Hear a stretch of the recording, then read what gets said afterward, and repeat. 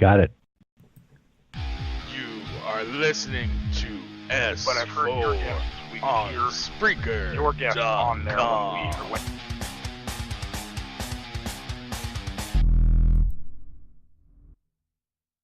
Well, hello there. Us here at S4 would like to remind you out there that the UFOI team weekly meetings are... You are listening. You Is not an alien force already among us? That's one small step for man, one giant leap for mankind.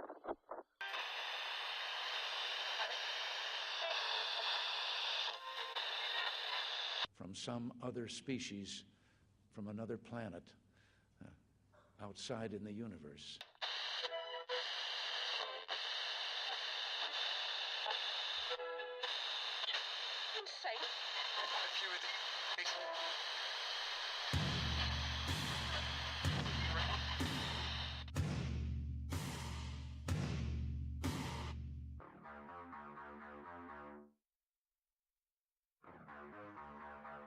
Welcome to S4.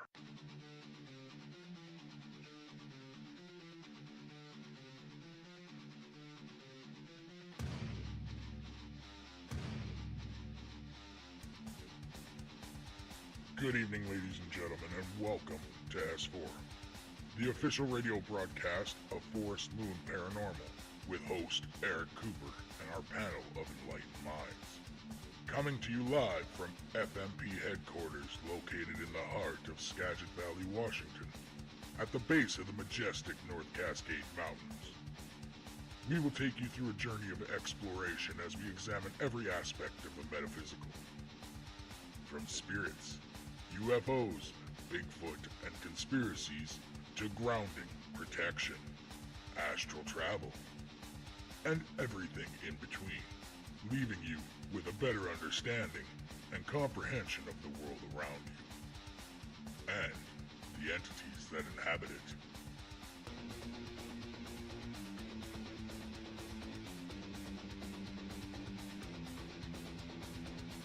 Join us every Saturday night at Spreaker.com and locally on KSVU 90.1. Don't forget to check out our new webpage at www.s-4radio.com.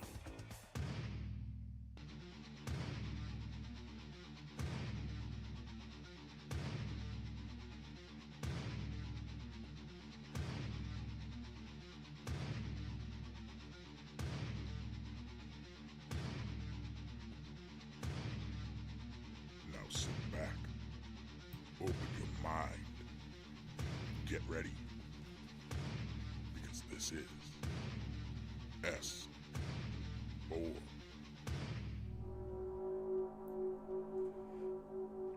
Good evening or morning, depending where you are, and welcome to S4, the voice of Forest Moon Paranormal, coming to you live right here from the FMP headquarters in the beautiful mountains of Concrete, Washington. And tonight is our end of the year roundtable. And yeah, I just completely threw myself off here. It's really a bad night. So FMP is a highly active emergency response team for all aspects of the paranormal, from aggressive hauntings to alien interaction, Bigfoot, and other cryptids, and everything in between is terrifying. S4 is the voice where we discuss these things in detail. You can find S4 on Spreaker every Saturday midnight, and starting next week, hear us on nightdreamstalkradio.com. So, we also have a website now, www.s4radio.com, where you can actually hit the sponsors link and you'll find the sponsors of the show. And if you want to be a sponsor, there's different tiers you can look at. So, tonight, it's the 29th of December already, 2 days away from 2019. And this is going to be our last show of the year. So we're going to do our 2019 show tonight, but I got my leg yanked on, and I got begged and pleaded that we have to do a roundtable tonight. And I won't say no names, but one of those beard tugging guys that I just had to have Roundtable tonight. So here we are. How are we doing tonight, guys? So tonight on the show we have Seth, our conspiracy theorist, and bear with me, I'm going off the cuff right now. We got Michael Hall from UFOI team. We got Cole Wegleitner from Statement of Sound DJ Services, and our FM on the FMP team. We got Megan, our Marine, and Cran Eater, and on the Astro. And we have special guest Dave Scott from Spaced Out Radio. So how we all doing? Good. Excellent. Happy New Year. It's nice to be back. I know it is, ain't it? And I was on Dave's Roundtable last night, and we had a blast, didn't we? It was like old times. Should be aware, careful how you word that. Huh? It totally was like old times, Coop, and I appreciate you, your friendship and coming on, and always a pleasure to be in the same area as you, my friend. Oh, indeed. And hey, Joe, we've got Joe Mock, the master of pointy sticks, in the chat room. Always great to see Joe in there. Where's Trippin? I miss Trippin. He wasn't in the chat last night.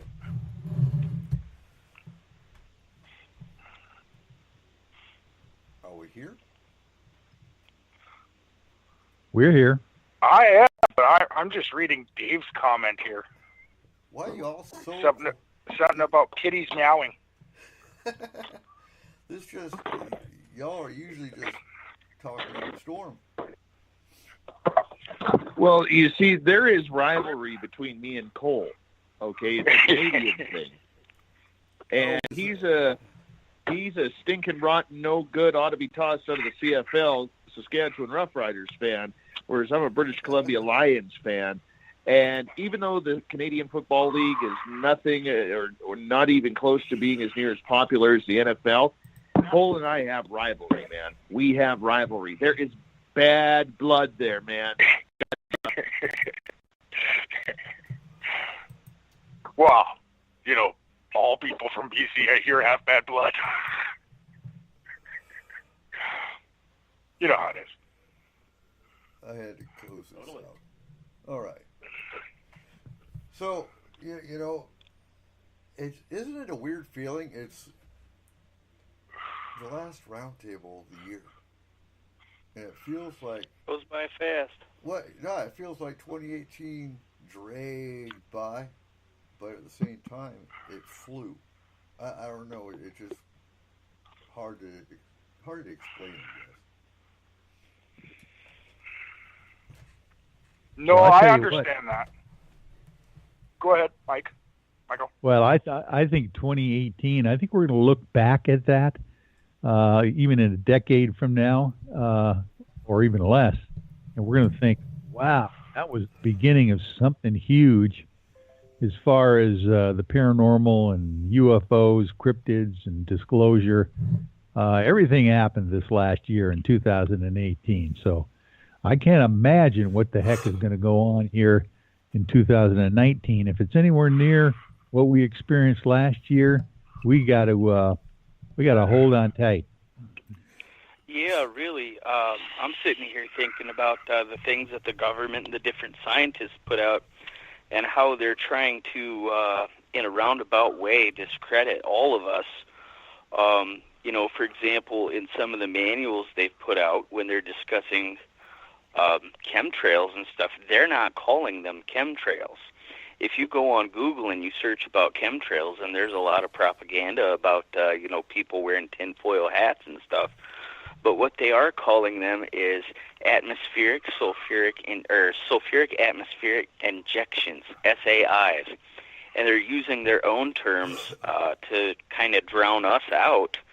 And instead of using the term UFO in their official things from here on out, they're calling them unidentified aerial phenomenon. So when someone says, oh, UFO, well, that's nonfiction. I don't know what you're talking about, but what we're dealing with is unidentified aerial phenomenon. And they're trying to change the landscape to separate all the work and all the time, all the hours and the sacrifices that people have put into making this stuff known. And it's kind of like, okay, Eric, Dave, Megan, Cole, all of you there, you've been talking about this stuff for years, but we're going to discredit you because we're going to call it what we want to call it and make you sound like, we're going to leave you with your finger in the barrel. But, we talked about this on SOAR last night, and all the things that went on in 2018, and it's kind of hard to top, because, you look at it, it started last December. End of December, we had the New York Times article that came out. Mm-hmm. And then you had the Two of the Stars Academy.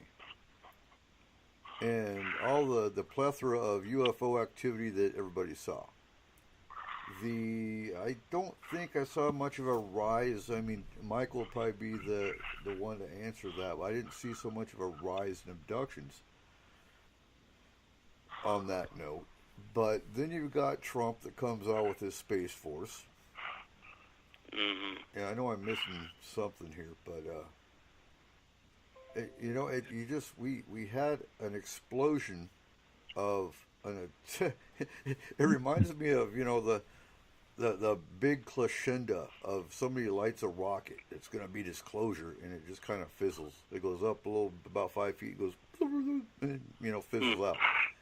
Because you saw the explosion in the beginning of the year of, oh my God, disclosure might happen, and then it just kind of fizzled out. Am I wrong?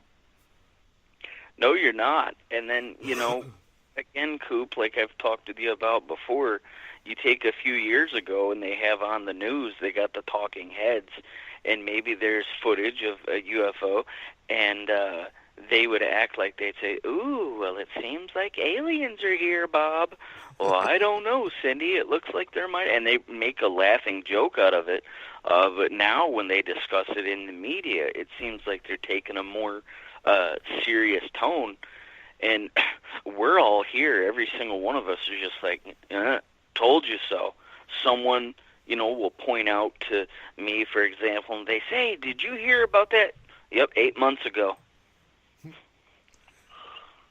So let's talk about, and I'm not going to talk about 2019 because that's next week's show.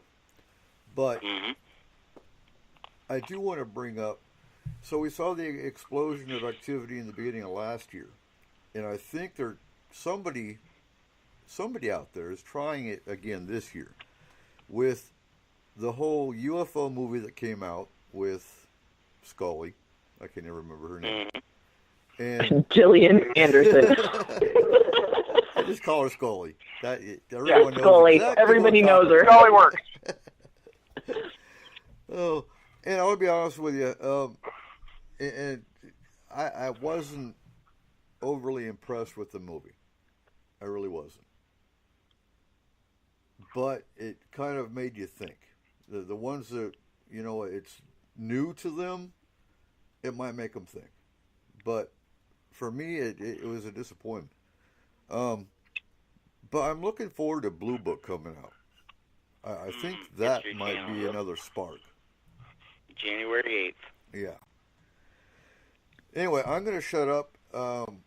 Who wants to go first on Roundtable? Oh, don't jump up at once. Megan, what's your first question? I volunteer Dave. No, I volunteer Dave. Okay. Oh, sure. Why not? Why not? All right. My first question is in regards to, and I brought this up on the SOR Paranormal Roundtable for last night, was this past year we lost a real pioneer in this field in Art Bell. And we all have a favorite Art Bell story. And, Art touched each and every one of us in different ways. Maybe it was his voice or the fact that he had the ability to always be there for us with the strange and the weird, whether we had had an experience or whether we hadn't.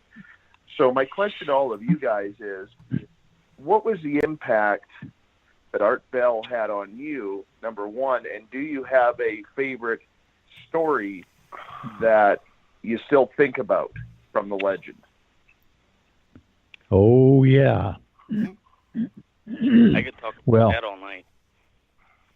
Well, this is Michael, and Dave, that's a great question. I think that's a good way to start off our show tonight. But I'll tell you what, I think the most amazing hours of late night talk radio I have ever witnessed in my life was when Art Bell took this open lines phone call from Mel Waters regarding Mel's Hole in eastern Washington, this bottomless pit that this guy said he had on his property out by Ellensburg that just took off. And I tell you what, that was probably a high point of late night talk radio for me, just listening to the first interview that he did of this guy and the details that came out about Mel's Hole. People talk about that, whether it was real, whether it was not real, whether it was a hoax or not. But I tell you what, for that show and then probably 3 or 4 follow-up shows over the next months and years was some of the best radio I've ever heard. My favorite was... Oh, go ahead. Oh, go ahead. Sorry. Oh, no, go ahead. No, I was going to say my favorite one that I've always remembered, and it always scared the living daylights out of me. Who remembers the sounds of hell that allegedly came from Russia? You beat me to it. Yeah. Yeah, I remember listening to that, and I was literally scared. I remember turning off the radio at one point. I'm like, no, I got to hear this. And going back, and he played it a few times, and it literally scared the daylights out of me, just the daylights out of me. But that was the impact of radio, because we're going back to the infancy of the internet, where people weren't always logged into something. They were captivated still by radio. And for Art to be able to paint that picture of the sounds of hell and the eeriness, and I remember hearing like the voices of people screaming, no, and you'd hear women's voices, and it was crazy. And to this day, I'm pretty sure it was faked, but the reality is we still don't know. But, and I remember hearing about that, and I'm going to be honest, y'all know I've been in the UFO field since the 90s, but I was never an Art Bell or a Coast to Coast follower. I never got into Art Bell. I never got into paranormal radio, period. All my experience and all my, all my research and stuff didn't have anything to do with TV or radio, period. It had everything to do with field work and websites and actually talking to people. So, but one story I do remember hearing was the guy that killed the alien and had the alien in the freezer. Dr. Jonathan Reed. Oh, yeah. What a story that was. A good one. And by the way, that was up here in the Cascade Mountains that supposedly took place as well. Well, and that's funny because I believe that one, that particular show was in the 90s as well, was it not?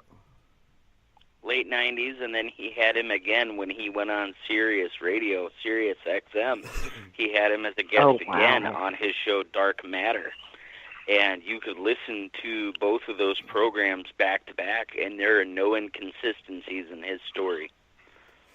Now, what's funny, I guess it was about 5 or 6 years ago now, I actually had a guy that emailed me here in Washington, and we were in Concrete here, so I know it had to have been 5 or 6 years ago.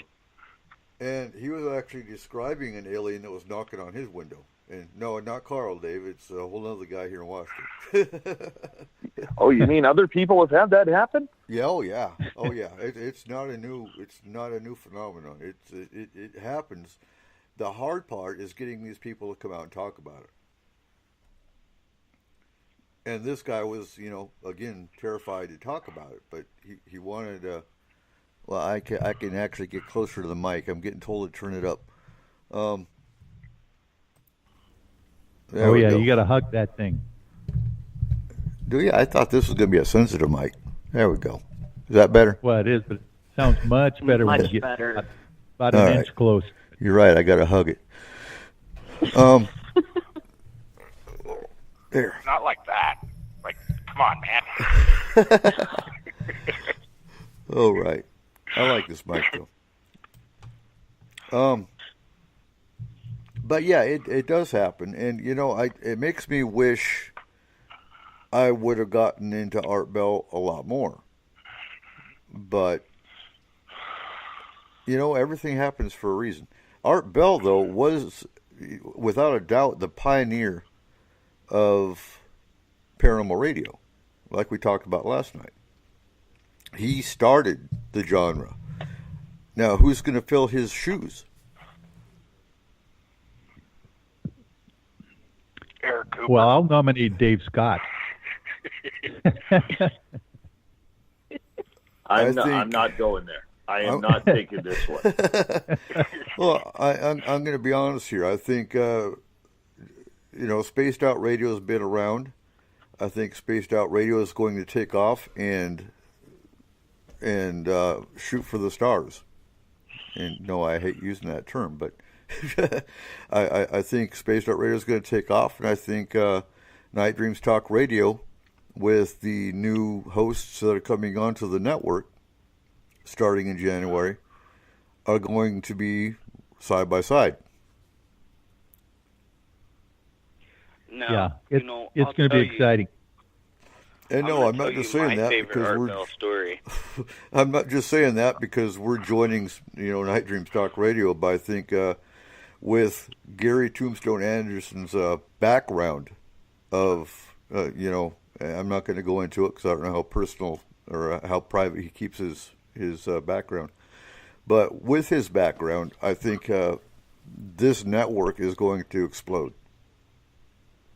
Well, really do. Let me jump right in here and just explain a little bit about Gary's relationship with Art Bell, because when we're talking about Art Bell and his progeny, from this point on late night talk radio, people don't really realize, but it was Art Bell and his friendship with Gary Anderson who convinced Gary to come out of retirement a little over a year ago, actually, and said, you got to get into internet radio. Matter of fact, they're Harley Davidson buddies, and they used to ride all the time back there in Pahrump. And Gary had been, as we all know, in radio since the 70s. KJR here in Seattle area, the classic rock and all those kind of things. And he's been all over the country as a DJ, retired for many, many years. And then Art told him, he says, and this was not that long before Art passed away, was Gary, you got to get back into it. It was last summer, was it not? Well, he's been on the air. Gary's been on the air for about a year now, so it's a little bit past that. But I think that's just an amazing story that within the year's time that Gary Tombstone Anderson has been turning this Night Dreams Talk Radio thing into a worldwide phenomena now. That it's only been a year since that network has blown up. So it just means that people are out there just hungering for this kind of truth and the details of what they have already been thinking about. But now, Spaced Out Radio, Dave Scott, and Night Dreams Talk Radio, and FMP with Eric Cooper. All these shows are becoming more and more popular because people just need to know. Well, that's why I like this hour. That's why I know you guys offered to move S-4 to an earlier slot, but one, I like going at midnight because, well, it's quieter in my house for one. That's a big reason. And two, if people are sleeping and they miss the show, they can always listen to the archives. That's without a doubt. But there are people out there that they listen to the late night talk and they're just not ready to go to bed. And then we come on at midnight.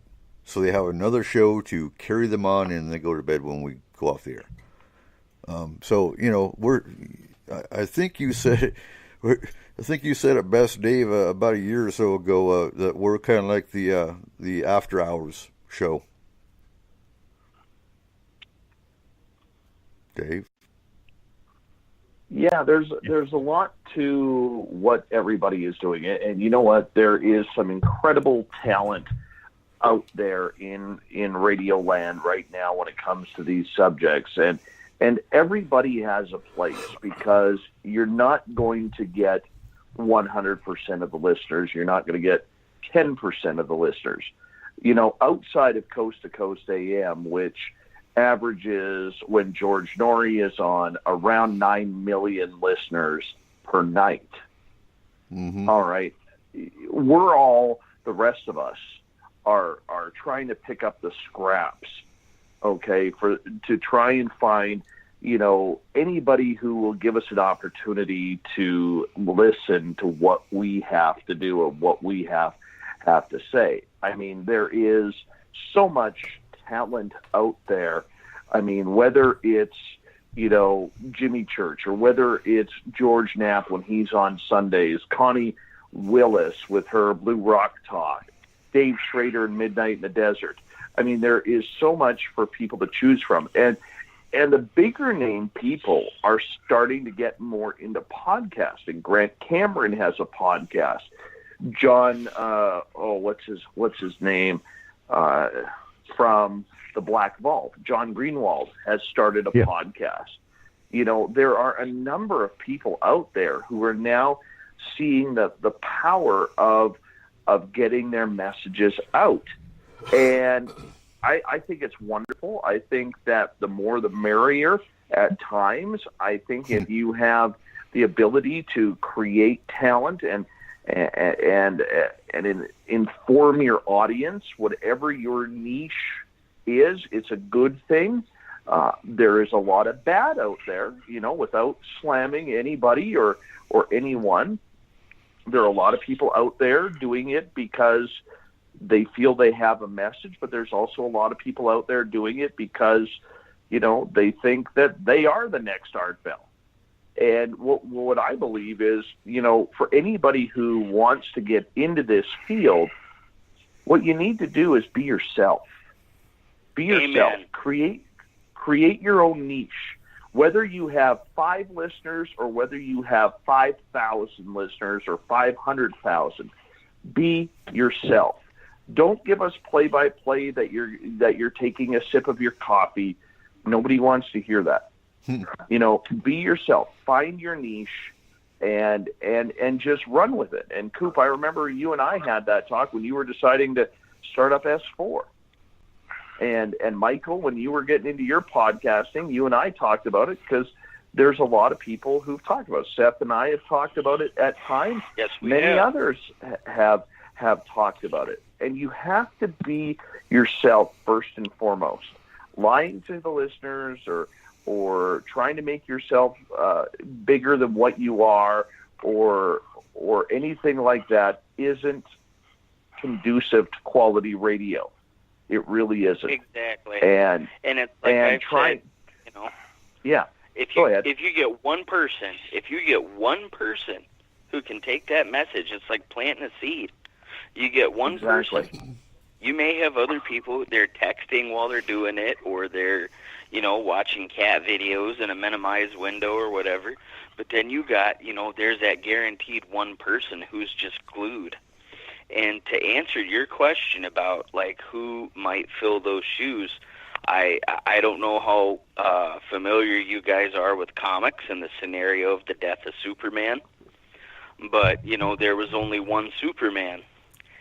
And everybody around him tried to pick up the pieces. All the people that he inspired tried to pick up the pieces. And in their own way, they filled a certain aspect of Superman. And so that's, you know, you got everybody here who's on now. And a guy who hasn't been mentioned yet, who's another great listen, is Clyde Lewis. And yes, very much so. I mean, really, everybody here, the first rule is find a need and fill a need. If you see someone, it's their show, it's Dave's show, Eric's show, when you guys are on, and if someone's listening and they say, well, I don't think they're talking enough about this, or I don't think they're talking enough about that, it's really easy to start a podcast. You get a microphone, you plug it in. It may not sound the greatest at first, but you can get listeners. Then you go ahead and you be the change. You talk about what you feel, and then you go and listen to them. I mean, I had taken a hiatus, with my health that I had dealt with, but I also say, hey, first and foremost, don't just think of yourself as a host. Think of yourself as a fan who gets to be on the right side of the microphone, gets to steer the ship and ask the questions. Exactly. And the other thing you have to understand, too, is you're never going to please anybody. I have people in my chat rooms who will literally tell me, oh, you're doing another UFO show. Well, I'm out. Or we'll do a topic. I had one the other day, just kind of looking for it here. And, it was on the big blue hole of Belize. And somebody said to me in one of the chat rooms, this isn't paranormal. Why are you doing this? Aren't you a paranormal show? Well, no. I mean, the problem that you have is if you stay in one niche, everything becomes repetitive, just in a different area.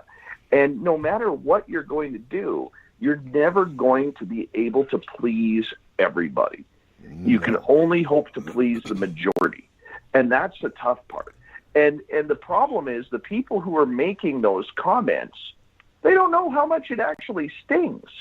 Because here you are working your ass off trying to book high-quality guests rather than some paranormal investigator in the middle of nowhere in Saskatchewan or Manitoba or Kentucky or wherever it may be, all right? And all you hear is, well, we don't use this type of gear because we feel it's nonsense. And, well, what? Who cares?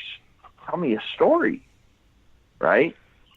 I have a question that actually goes along with yours when you're... Yeah. This is important. If I may ask the next roundtable question, Eric, with your permission? Go right ahead. Okay, everybody.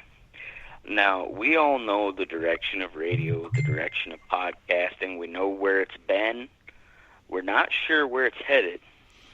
But my question is about the direction of talk radio and podcasting as it is on the paranormal aspect and investigation. Because here's a concern of mine. With my knowledge of the radio spectrum, I've been a ham since 2005. I can do all kinds of stuff that would make your head spin. Now, my question is they're launching 5G. Tom Legere of T-Mobile, and they merged with Sprint. They're launching 5G, and this is big because they're claiming that you'll be able to get your personal internet beamed to you without having to have a router in your house. Now, I know the RF dangers of that, but here's what I'm asking. With that 5G, and I noticed, they're selling off the old TV bands. They're on wireless microphones now. What do you guys think is going to happen to the radio spectrum for broadcast radio? And how do you think... I love this question. Yes. And how do you think 5G is going to interfere with any sort of paranormal investigation equipment? Because my concern is that it may cripple every type of equipment that there is, except for your empaths and your people who have their feelers and their spiritual antennas out. Well, I'd be curious. I would like to take that. Go ahead. To take that on the radio side. For the last, I graduated broadcasting school in 1998. And we were told back then that radio is a dying breed, that pretty soon radio is going to be dead. Now, here we are 20 years later, and radio is still getting some of the highest ratings it's ever had. And it is still going strong, even though all these pundits and experts say that radio is going to die. Here's the thing where it comes down to. Radio, whether it's in Canada, the United States, or wherever there is people listening, cannot die, because there are securities in place that if there was ever a type of national disaster where all radio or internet and electrical facilities went down, radio signal is the only thing that will carry. So the 5G, if it goes down, or the 4G, or your cable companies, or fiber optics, or whatever, everything goes down. Let's say it's a complete meltdown of everything. The only way you're going to get those messages through is through old school radio towers.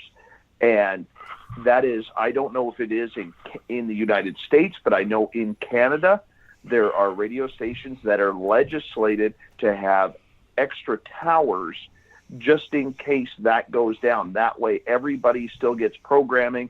They can learn what's going on. Radio will never die because of that. No, but it did have to adapt. Here's my perception on it. And don't get me wrong, terrestrial radio will never go away. But the thing I like about internet radio is if I was just on a terrestrial station, I would be heard maybe a 100-mile radius, depending on the station. But being on internet radio, you can reach the listeners in the UK and Australia and South Africa and Uganda. We're global with internet radio. Anyone can jump onto the internet and listen to your podcast or your radio show, your live show. Other than if you were to go satellite radio. What's your perceptions on that? Competition. I'm wondering. Go ahead. I think it's competition because satellite radio is pay to play, and whether it's broadcasting your own channel or whether it is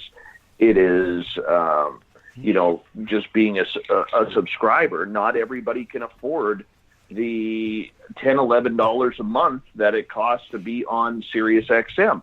We also have a lack of competition because remember, people are also saying that Sirius XM is going broke, yet they never seem to go broke at all, right? I mean, I think what it is there's a lot of fear-mongering that goes in, Eric, to a lot of these so-called experts, these media experts and these technology experts who have forgotten that there's everyday people out there who don't know how to work websites, who don't know how to work their iPhone, who don't know how to work anything technologically. Doesn't matter their age, but they still know how to turn the dial on their radio. They still know how to program their Sirius XM to find their channel.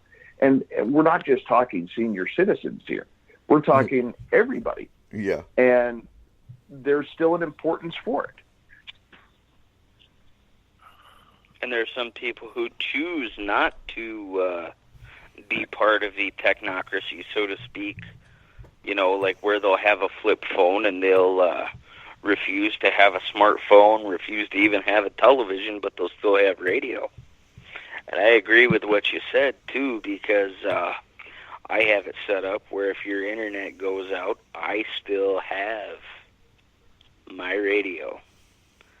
And I can send you a satellite message free of charge. Where do you see this going in 2019?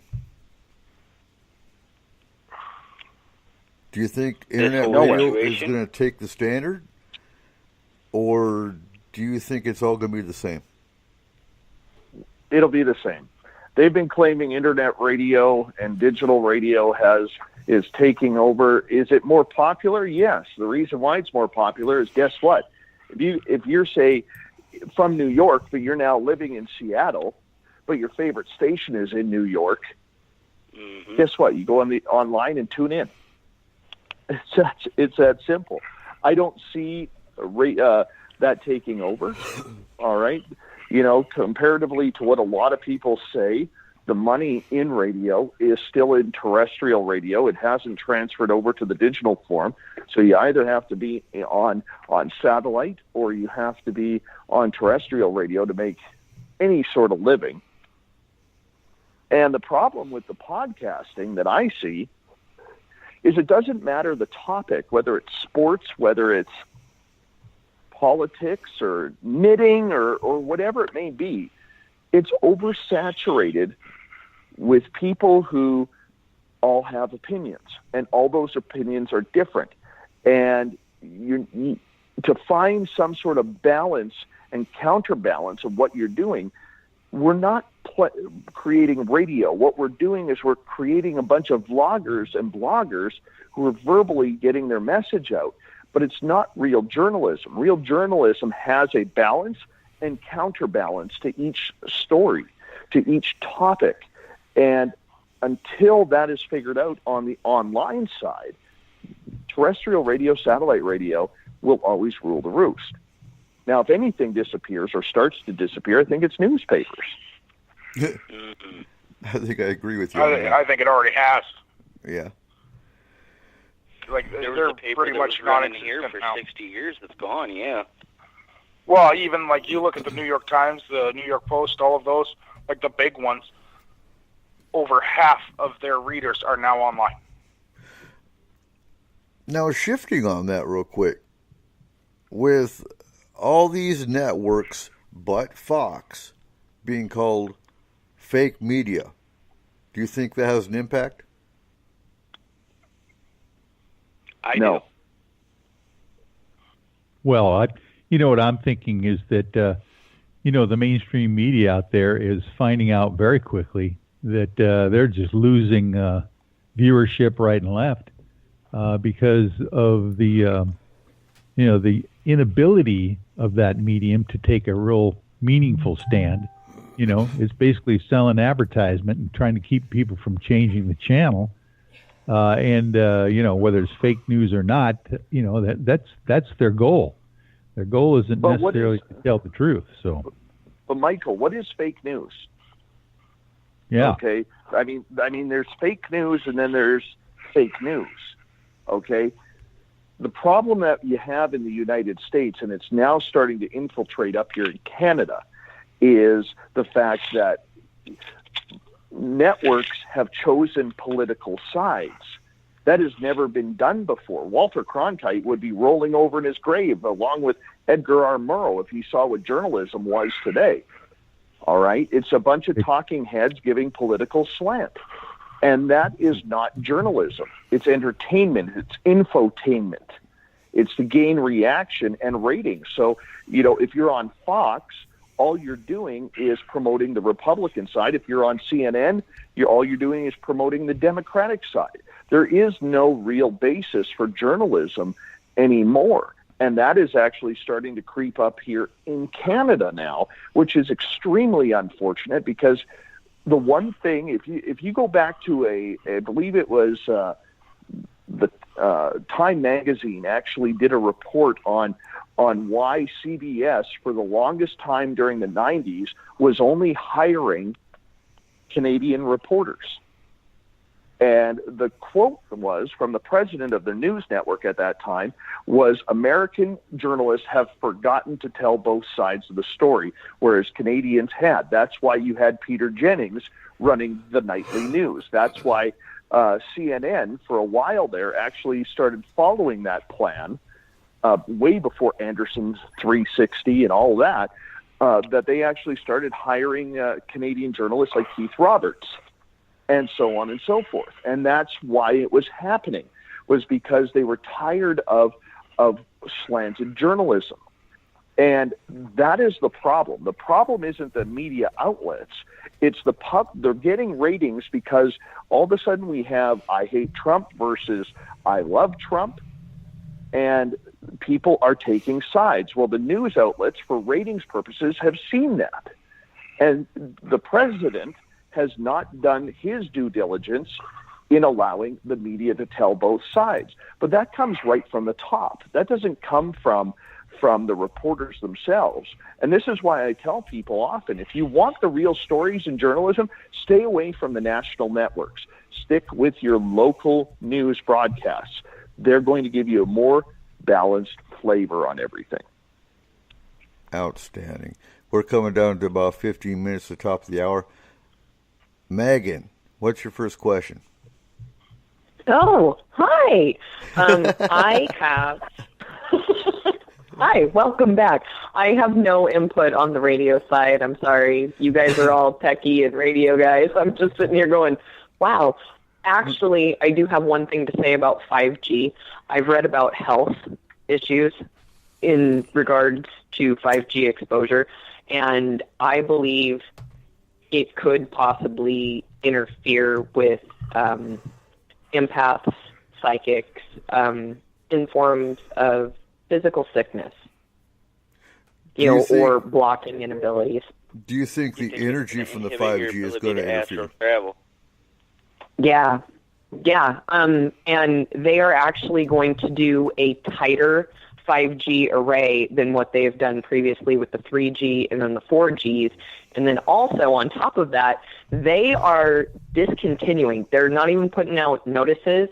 My grandparents were just recently affected here locally where we had a tower upgrade. Their phones didn't work for 2 weeks. No. And then all of a sudden they went in and they were told that they could not have anything less than a 3G phone. So they had to automatically upgrade in order to get service back. And, that's the same thing we were told in Concrete, is the reason that our phones well, went they're down from Concrete. Here. Huh? Yeah, okay. They're from Concrete.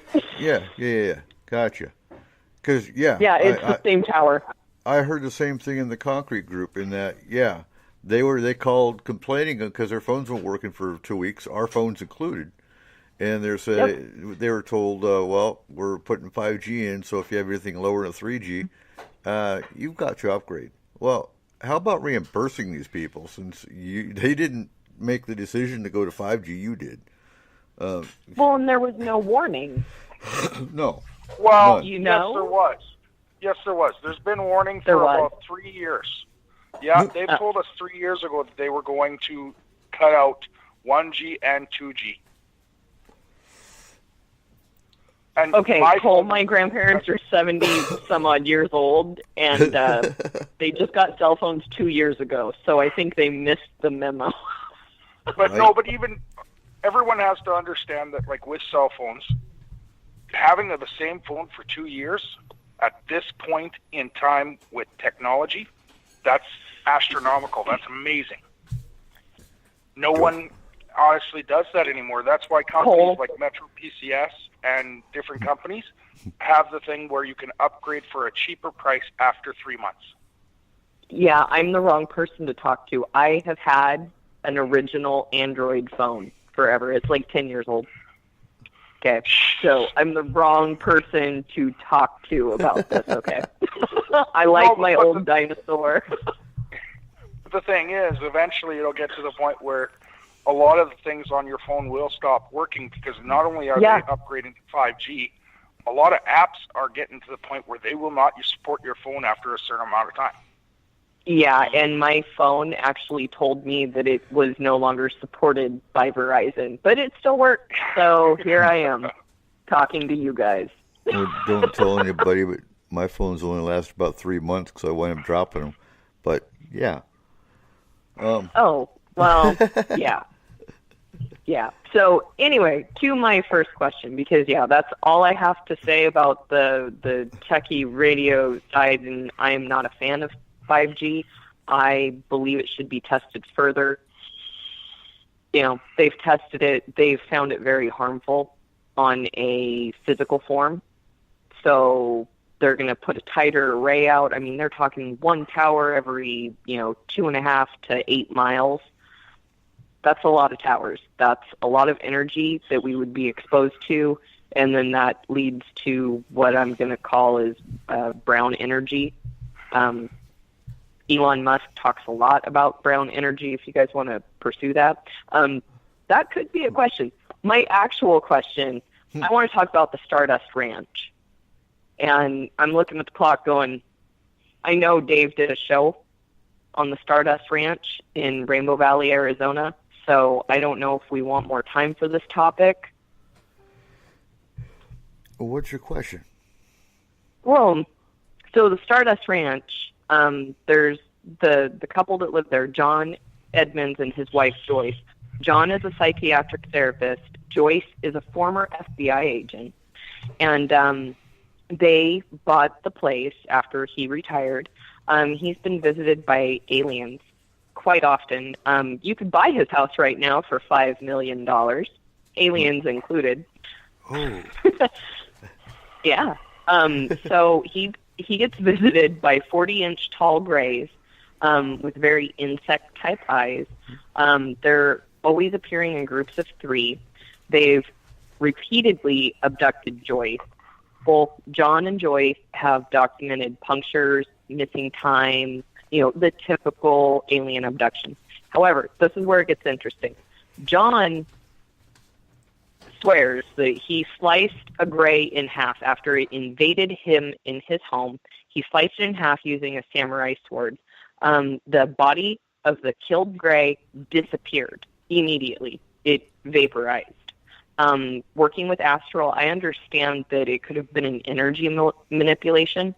So that's not so interesting as the fact that there was skin and fluid that remained on the blade of the sword. He ended up sending the blood sample and the skin sample to a biophysicist by the name of W.C. Levengood, who is out of Michigan.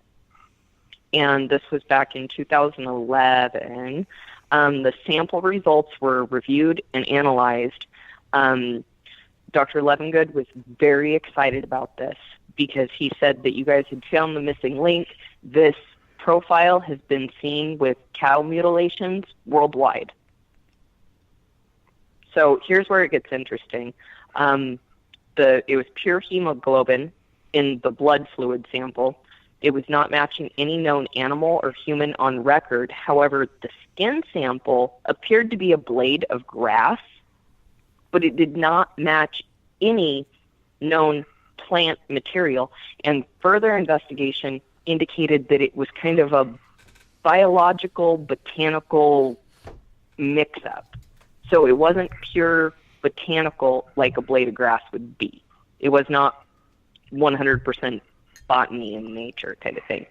So what ended up happening is the biophysicist W.C. Levengood ended up getting killed in a freak accident in his lab, and the sample has gone missing. So, and that's very well documented. My question with this is the sample. So we have some legit alien material on a blade. The homeowner gave it to a biophysicist who had, experienced an accident, so nobody else can look at this. But what concerns me is the plant and pure hemoglobin combined. Now, is that a hybrid? Is that something that was designed by aliens? Is that a cloaking system?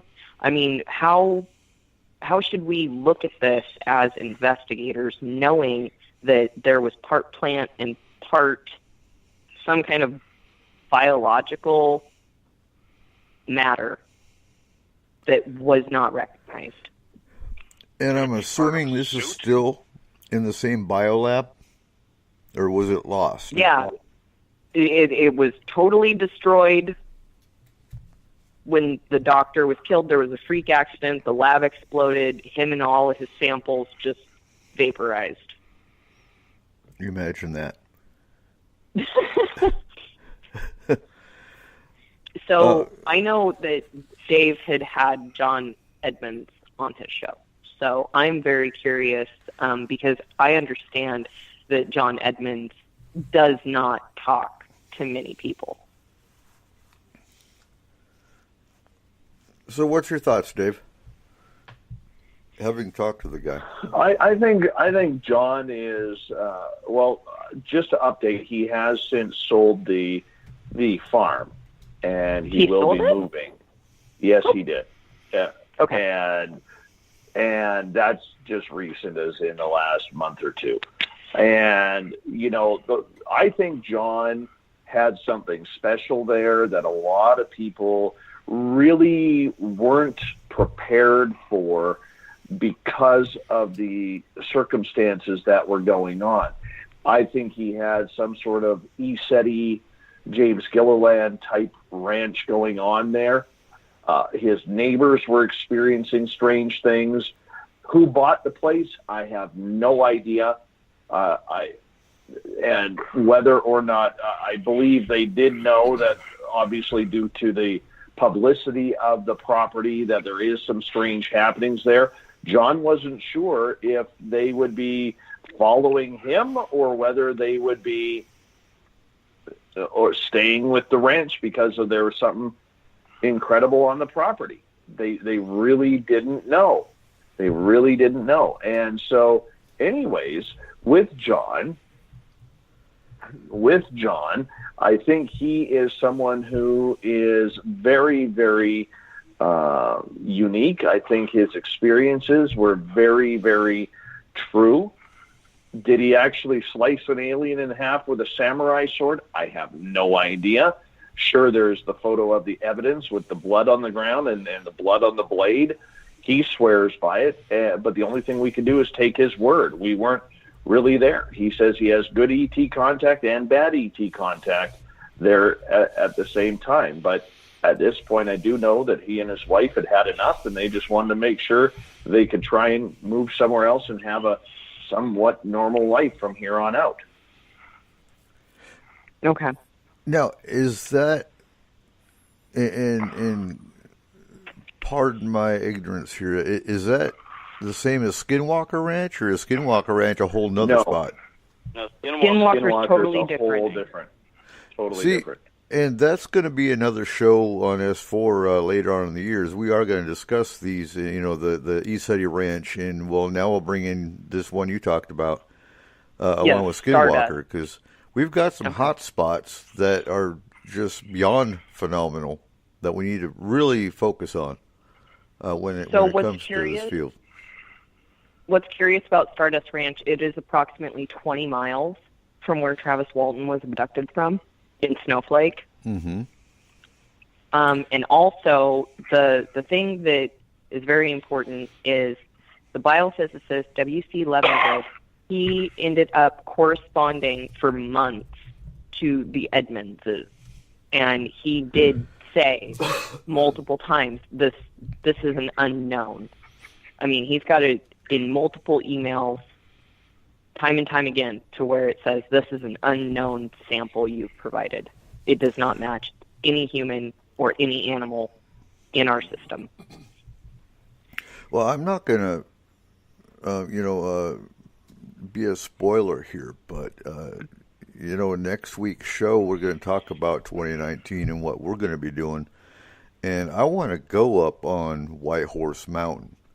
I want to go up on the Pleiades Mountains. We're going to do a whole show later on in the year again on just hot spots here in upriver East Skagit County, because we have the potential of areas up here that are just like, ESETI and Stardust Ranch and whatnot. We're just in the mountains. We don't know what's up here. We hear stories. We have UFO sightings and, meteors that hit Whitehorse that weren't meteors. We have a plethora of spots up here that need to be checked out. And that's one of the goals of FMP, is to go up and take tech, which is why I'm pushing for sponsorship, which is why I'm pushing for gear that we can test out, things like that. Anyway, we are at the top of the hour. We have When we come back, we will continue this discussion and get back into Roundtable. So hold on to your seats, folks. You are listening to S-4 on Spreaker.com.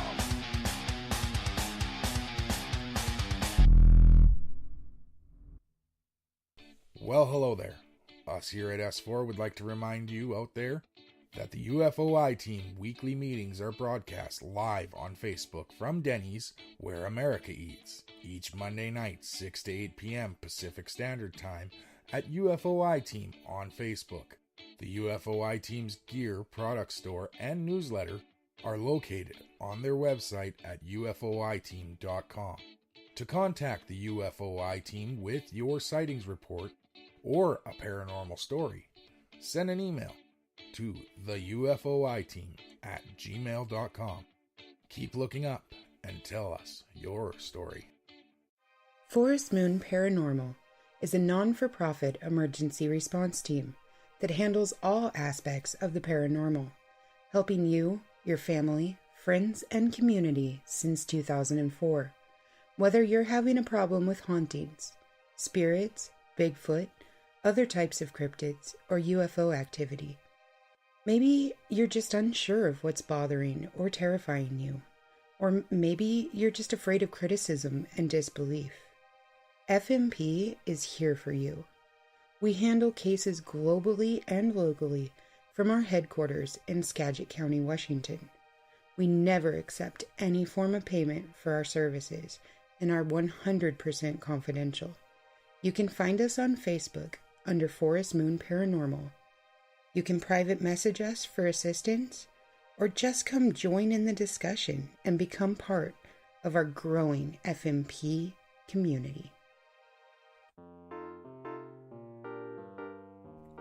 Hello, my name's Cole Wegleitner with Statement of Sound DJ Productions. We do mixing, monitoring, recording, and editing for all your audio needs. For our local listeners in the Skagit area, we are taking bookings for your 2019 events and parties. We have a wide array of music from any genre. Please allow us to help you make these memories last forever. Contact us at 360-999-2830 or on Facebook at www.facebook.com/SOSDJPro.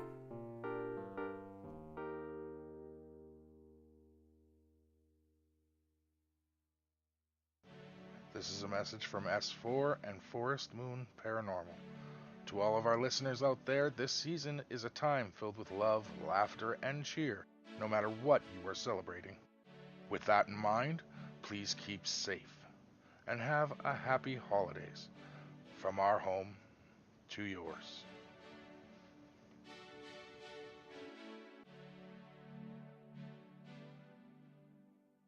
Have you always wanted your company or organization advertised on the radio, but thought it was too expensive or wouldn't reach enough customers?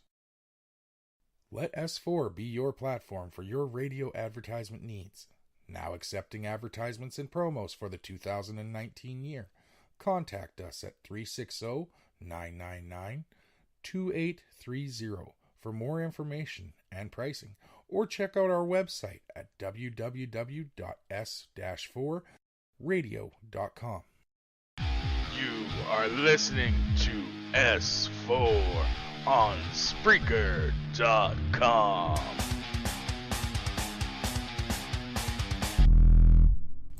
So, tonight, it's the 29th of December already, and this will be our last show of the year.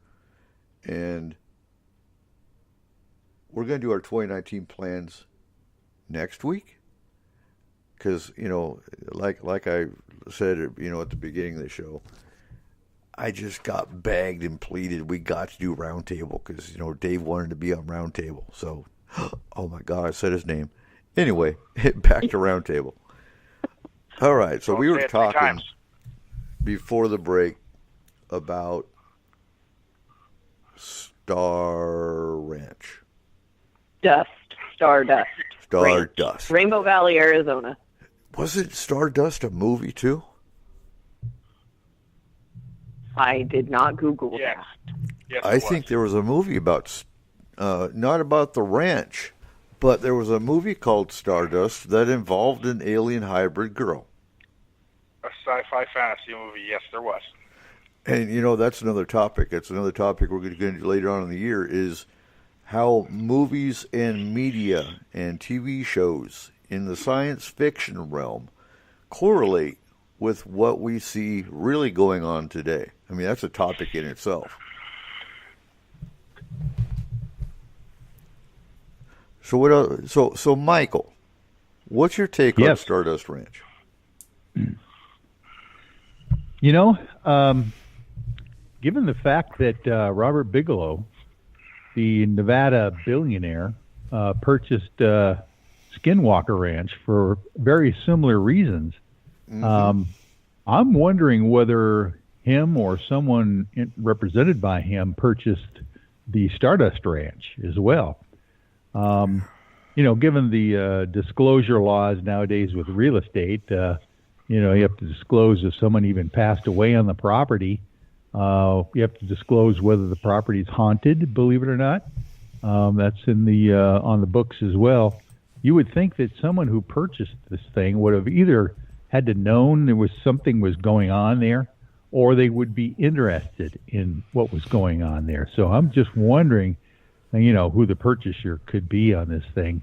Of course, Robert Bigelow, they spent, I think, something like 10 or 11 years out on that Skinwalker Ranch, and they still haven't cracked, the code on what's going on out there. Their cameras that they've set up, were torn down, without any footprints around them, that kind of thing. By the way, the Jeremy Corbell has just come out with that new film, Hunt for Skinwalker Ranch. So that is another one of those mainstream media theatrical releases of something that is coming out to kind of pique our interests in this whole idea as well. George Knapp, of course, was totally involved with reporting on the Skinwalker Ranch. So I wouldn't be surprised that, since he's now sold the property at Stardust Ranch, the Edmondses are wondering, what we're going to hear about from this point on with what they're studying out there. Well, the Bigelows have investigated at Stardust. Oh, interesting. So, yes. Yes, he made inquiries there. Yes. You say he did investigate? Yeah. Yes. Then I'd be willing to bet he's the one who bought up the ranch. Can I ask a question? No. Okay. Go for it. I forgot my question already. No. I'm good at this.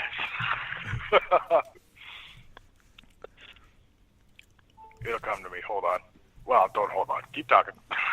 You didn't write them down? I wrote everything down, Cole. No, it's a question about the Stardust thing. Well, number one is, do you think that the fact that they're selling the ranch is going to help this stop their issues with aliens? Yeah, because there are implants and stuff. That's a good point. It would depend to me on what they've done as far as implants and things like that. I know Coop, Megan, Dave, you guys know that there's been implants in my family for years. You guys have deactivated them a few times. And, I've dealt with some stuff since I was a child, but I didn't actively see myself outside of seeing a creature when my wife was pregnant, mantid. I didn't actively see grays until summer of this year when my son was staying at camp, and I believe they were here looking for him. But I think it would depend on what their purpose for coming there was. I mean, there's so many factors. My answer itself would be just, it depends. Yeah, like I'm wondering if it has if it has to do with them or if it has to do with the ranch itself, like the area. Okay, so it is the area. The previous owner that John and Joyce bought from actually left the house. All their belongings were left in the house as well. Like, they just got a bag of clothes and exited as quick as they could. Wow. So I wonder and if then there anyone was talked to that person in recent years and asked them if they've had any problems since. Right. I've got a That would be question. some really good information. So, if you were to get a large map and peg Skinwalker Ranch, East City Ranch, and Stardust Ranch, what would the dimensions be? Would that make a triangle? It could make a triangle. Ooh. Those are I the mean, three- it those are the could three very well hottest- make a triangle. Yeah, those are the three hottest spots. And then look at the center of the triangle and see what's there. So White Sands. Area 51. Yeah. I Area would 51 definitely would be wonder. at the bottom of it. No, I would actually say it's White Sands. So yeah. So Alamogordo, New Mexico. Hey, we'll do that. I will look at a map because I'm on my phone and my daughter's on the computer, so I don't have a big map in front of me. No, we'll do that on another show. That will be another show topic because You know that's Well, going to continued. Here's the thing: if you go Arizona to southern Washington State, and then to where Skinwalker is in Utah, there's your triangle. Yep. Area 51 would be at the bottom middle of that triangle. It's going to be really messed up when at the dead center of that triangle there is a Denny's. Where Of course there is. We're a Taco I think Bell. Michael's got this right. Like, we should start investigating all the Denny's in the area, one by one. No, it'll be a There's gotta Waffle be a House. reason. It'll be a There's Waffle got to House. be a reason. There's got to be a reason why America eats there. You never know. Country fried steak. And if we figure that out, they can change that to the universe eats here. No, where aliens eat. Yeah. The universe and beyond. Okay, Cole. Let's hear your first question. Okay, it's not really a question. It's more of a topic of discussion. Okay. So, did anyone hear about the supposed power surge in New York last week? Yes, I did. Oh yeah. Yeah. Of course, Seth did. So, now apparently it gave off a bright flash of blue light, and they have pictures of it that people were able to take. It looks From like what the I know of movie electrical Skyline. surges, yeah, and from what I know of electrical surges and what I looked up, it would not cause just a blue light. It would be a light like lightning that would arc between blue, green, violet, and white. I wonder if But this something light was wasn't only tapping blue. into the energy source, Cole. If something needed some energy, maybe it could have been a damaged craft. It could have been something, otherworldly trying to sample something, or maybe some sort of unspoken paranormal vortex there. But it was peculiar. I don't know why so many people swept it under the rug. Neither do and in one of the interviews that I believe it was the New York Post got, one of the officials said it definitely wasn't aliens.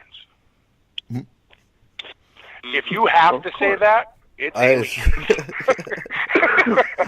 I was just about to say, really? He went out and said what it wasn't, but he couldn't say what it was. Yeah, and it was a while before they actually reported what it was, because I posted on it, and Michael had commented, because a friend in Florida of mine who comes to me for paranormal consultation and such. She said, "Seth, what have you heard about, the lights over New York City? What happened?" I'm thinking I'm 4 hours away from there, but I'm looking, and then I find nothing. And then a few hours later, there seemed to have been a Con Ed explosion. I've got a very similar comment that I'd like to bring up in relation to that, is the fact that what was it, yesterday or 2 days ago, the 911 call system went out nationwide. About 30% of the nation, yes. Do you think it's got anything to do with that? I think it could have been some kind of gain-of-function test. Yeah, I don't like jumping on the conspiracy bandwagon over everything that happens, but the first thing we thought when the 911 call center went down nationwide, it wasn't just Washington, because originally it said statewide. But okay, where's the terrorist attack going to happen? That's where my mind went. That's where Izzy's mind went. We're going to have to watch the news for a terrorist attack now. Yeah, and by the way, wasn't that on a Friday night? Typically you hear the rumors that if all of a sudden you hear the banks are closing on a Friday night for some reason, a glitch in the system or whatever, that's another biggie starting to happen. So I was a little concerned of the fact that that 911 system went down like on a Friday night. Mm-hmm. Especially at this time of year. Yeah, right before this, guys. You got all the statistics, like they say every so many minutes someone has a heart attack, every so many minutes someone has a stroke, or someone gets into an automobile accident or shot. Mm-hmm. And you take in all these little statistics that they talk about, and the first thing I thought of is, if I look at my watch statistically and I say, another 2 minutes, there's another car crash. And I sit there and I think, okay, how many of these happened the whole time the 911 system was out? And how many people's fates were automatically sealed because there were no first responders? Well, yeah. I've got to say, though, in Skagit County, in our area, they were really quick about putting out the alternate numbers. I think everybody that's on the emergency system got the real loud, obnoxious tone on their cell phones. That's my ringtone now. Say again? That's my ringtone now. Right? I get emergency emails from the county as well, so that I can post them, in the Upriver Concrete group that I run. Mm-hmm. So as soon as it came through, I posted it. And then, of course, about an hour later is when the ringtone came out. I was like, you're a little bit late. So, now, do you think that coincides with this New York sightings, though? What was the timeline? What was the time difference? A few hours. No, but it was about a week apart, though, wasn't it? No, this was just the other day. In the same time frame. The 911. Yeah, I think they're both right around the same day. Yeah, it was about 4 days ago. Hours. Okay. So I have a question. Was it a blip, or did the power actually go out? Because if a transformer blows, if a substation, a transformer, a power unit explodes or catastrophically fails, it should result in a power outage. So did the power go out, or was it just a blip? I don't actually believe the power went out. I didn't hear of any power outage because I started listening to the police scanners in New York City and different things like that, and the ham radio repeaters out there. And there was nobody reporting anything, because that's the first thing I do if I hear there's an event somewhere. I turn broadcast I do the same or thing. something like that on, and I listen. Okay, so the only thing observed was this ribbon shooting up into the sky. This ribbon beam of light. If you'd ever seen the skyline, it looked like that. Across a few of the boroughs of New York, they did experience problems with electronics. Like a backfeed? Backfeeds and resetting, that kind of thing. Okay, so this is going to throw away my third question that I had tonight, but I'm going to throw something out here. Have you guys heard of Steve? No. No. Like the hedge? No. Steve. S-T-E-V-E. Steve is a backronym because they named it, and then they decided to figure out what the name meant.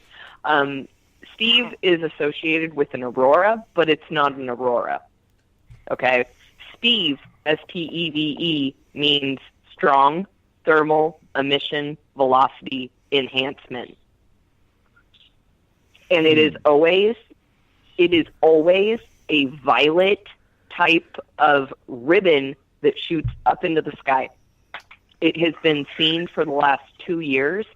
People say it's a phenomenon, but however, I believe it is associated with HARP or HARP firings, HARP-type derived energy, because it is a superheated source of electrons.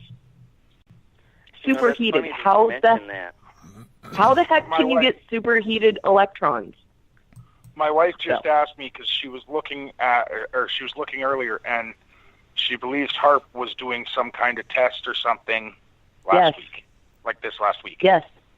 We had nice warm weather here, which is peculiar for this time of year. It was 55 degrees. Yep. Sorry. So, Steve, I'm blaming Steve. But the only thing is, you said it was a violet light? It is typically violet. It always has a violet purpley hue to it, but in pictures I've seen, it has had a green to blue, like aqua blue. But this the was baseline is a violet. This is very baby blue in every picture that's come out. Okay. So, mind you, this has only been known since like 2016. And the people that have been working on this, they designed a think group to name this, and they named it Steve. And weirdly enough, they decided to name it Steve because the movie Over the Hedge, Hanny was all scared of the hedge, and so they named the hedge Steve because it was scary and unknown, and who knows what's on the other side. So they decided to name this phenomena, which they were calling a sky glow, Steve. So then they figured out that Steve means strong thermal emission velocity enhancement. Wrap your brain around that. Think about HARP. I'm serious about HARP and HARP effects. I'm seeing a coincidence, and I don't believe in coincidences, so there you go. I see a big coincidence there. Thank you. There you go. Have fun. Oh. Yeah, no, there's no coincidences in this field. Okay, but I got a question for you then with that. Is Steve a well-known thing among the scientific community? It is being learned because, get this, the first couple times Steve was even seen was up in the remote regions near Alaska. What is in Alaska? A bunch of drunks. HARP. Right in Harp's And it's also backyard. seen in Sweden. It is also seen in Sweden, which Sweden, I Googled, I proved this after last night. Thank you, S-O-R. I did my research till like 4 o'clock this morning. I found a ginormica, I'm talking 6-mile long by 2-mile wide array in Sweden. In Sweden. In Sweden. And Steve has been seen in Sweden. Well, it's kind of funny because you got CERN in Switzerland and Steve in Sweden, which really ain't that much of a stretch. CERN, mind you. What was that, Seth? They have a statue of Baphomet outside of CERN. Ooh. That's awesome. So, yeah, but no, Steve was classified as an aurora, but really after research and disclosure, it is not an aurora at all. It is something that requires superheated electrons. So, and it's not naturally occurring. It is not a solar gust of any type. It's not a collection of, ionized particles. It is superheated electrons. And I believe with, scientific application, the only way to achieve superheated electrons is through manipulation, specifically HAARP. So, and I also believe incidents in Washington as of recently, and then the warming of the weather recently, like 2-week time span, they're doing something with HAARP, and it does not surprise me. That's why last night on SOR, actually, this was brought up. The beam that was seen, I was shouting out on the chat room. It was unseen because the chat was just rolling really quick. I was like, was it purple? Was it any type of purple? Was it a violet? What color was it? Like, because I wanted to talk to somebody about Steve. So I'm bringing it up tonight. This was my third question, but it's really applicable to Cole's question. And if there wasn't a power outage, Seth, you live there. If there wasn't a power outage, if there was some backfeeding, electrons, do they affect electronics if they backfeed? I am actually about 4 hours away from New York City, but that's close enough. I can tell you, I did not hear of anything to note. Like I said, once this stuff happens, I turn on everything. I turned on my amateur radio. I put the frequency at 146.520, which is the national simplex calling frequency. If anybody's having any type of trouble with anything, they call out CQ, CQ, CQ, and they get someone who can help, because that's how we are. And there was absolutely nothing to note. I know that there were things that had happened, like Cole, I believe, said, with, resets of certain electronics and stuff. But I didn't hear of any type of chatter when I tuned in on Broadcastify, Echolink, and everything. When I went into the radio repeaters there, I didn't hear anybody talking about anything abnormal to that effect. The backfeeding, that would be expected. But I know you guys were talking about the difference in the color, where you said the Steve would be violet, and it's showing up blue. Like I said, the first thing I thought of was the movie Skyline. Well, who's to say whatever they're doing doesn't generate a different color based on whatever effect it is that they're trying to pull off? Maybe a certain color in the sky is a byproduct of a different impact, a different amount of power, a different frequency that they're putting out to do something. It could have been the oxygen in the air, But I get where you're going with it, because you think of the pollution. I'm right there with you. City too. Yeah, it's New York City. There isn't that much oxygen left. Right? Think about that for a second. I don't know if you guys have heard of Colgate University, but I'm about 2.5 miles from there. And the town that's in is Hamilton. I lived there before. And I can see the light pollution from there. And I know New York City is 1,000 times worse. So with that being said, this very well could have been elevated by everything that's in the sky there. It's going to spread it out, prism, the different light effects and things of that nature. But just the same, I haven't heard of any deaths or tragedy, because if there's some kind of explosion there, something's going on. There's got to be. It's New York City. Everybody's packed like sardines. Are they talking about any type of death any sort of casualty from that? None, zero. There's been no mention, at least. And that's why I'm wondering if it was actually a substation itself. They're just saying that it is. Where's the loss of life? You can't have some sort of any type of thing like that in New York and expect not to have any type of casualty. That's crazy.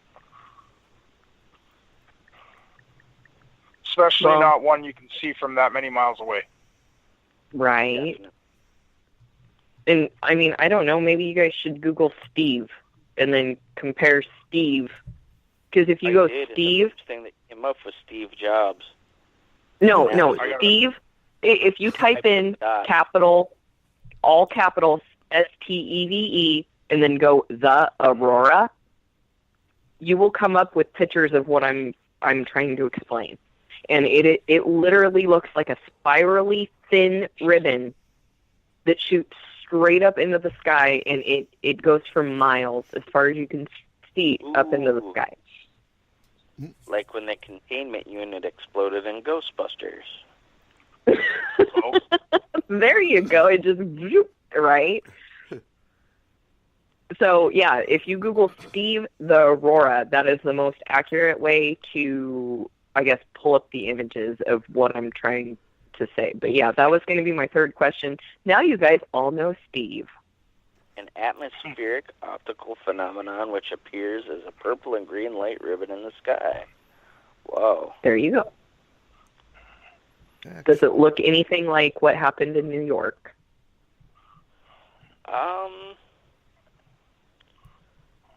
Color and amazing is an anomaly? Yes.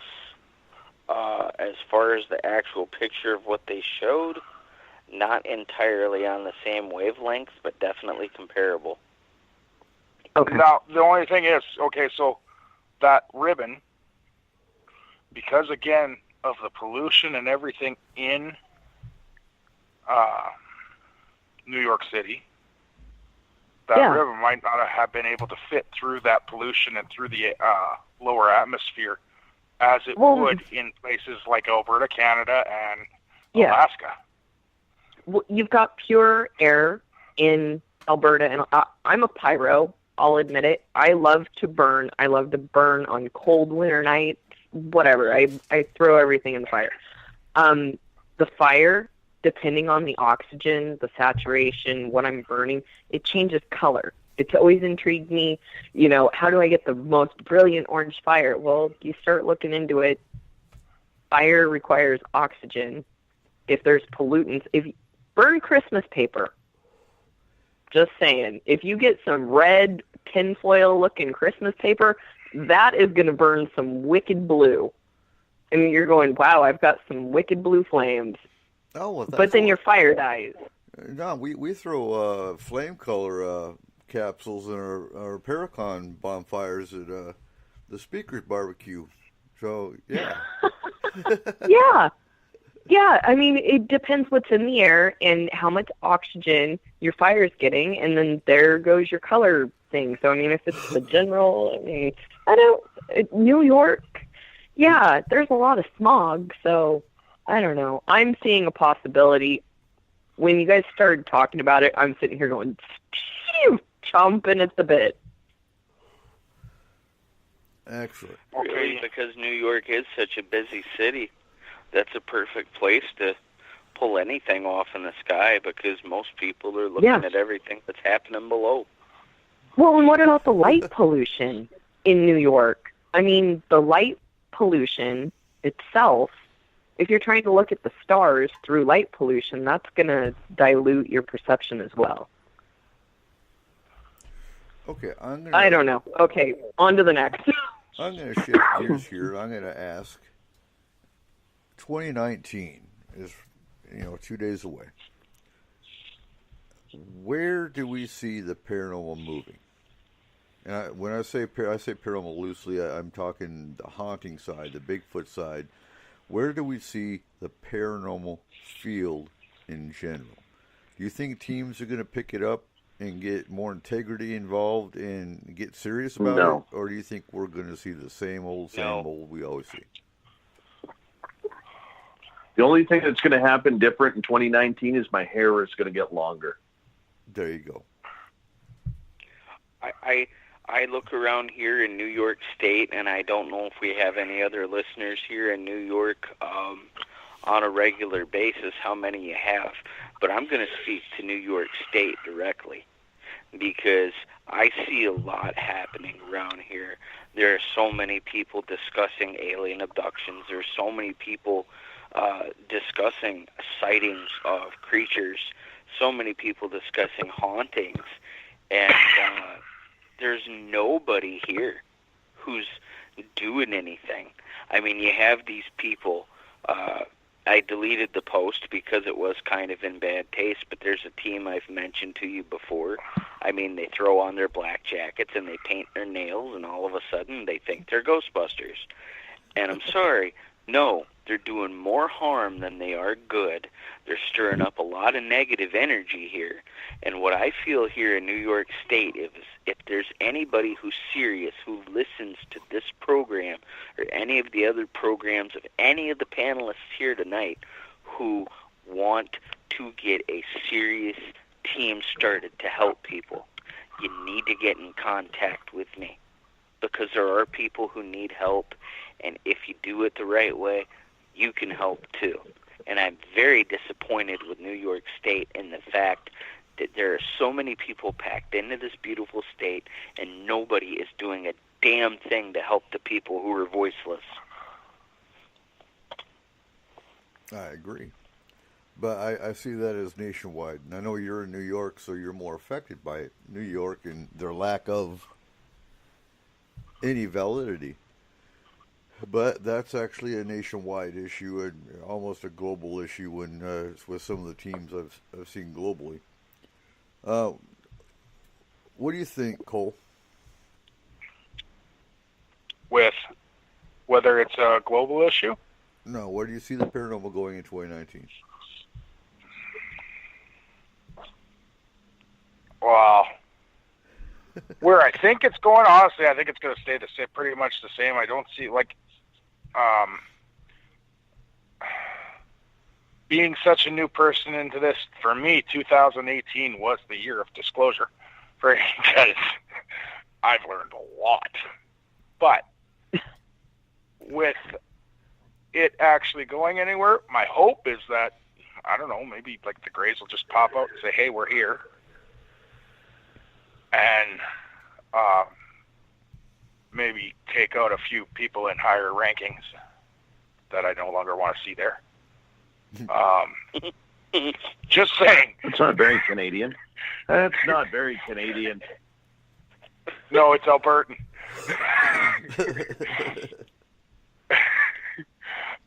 But I see with us as our countries and as a world where we have so many global issues that don't have to do with things beyond the stars, that actually have to do with everything here.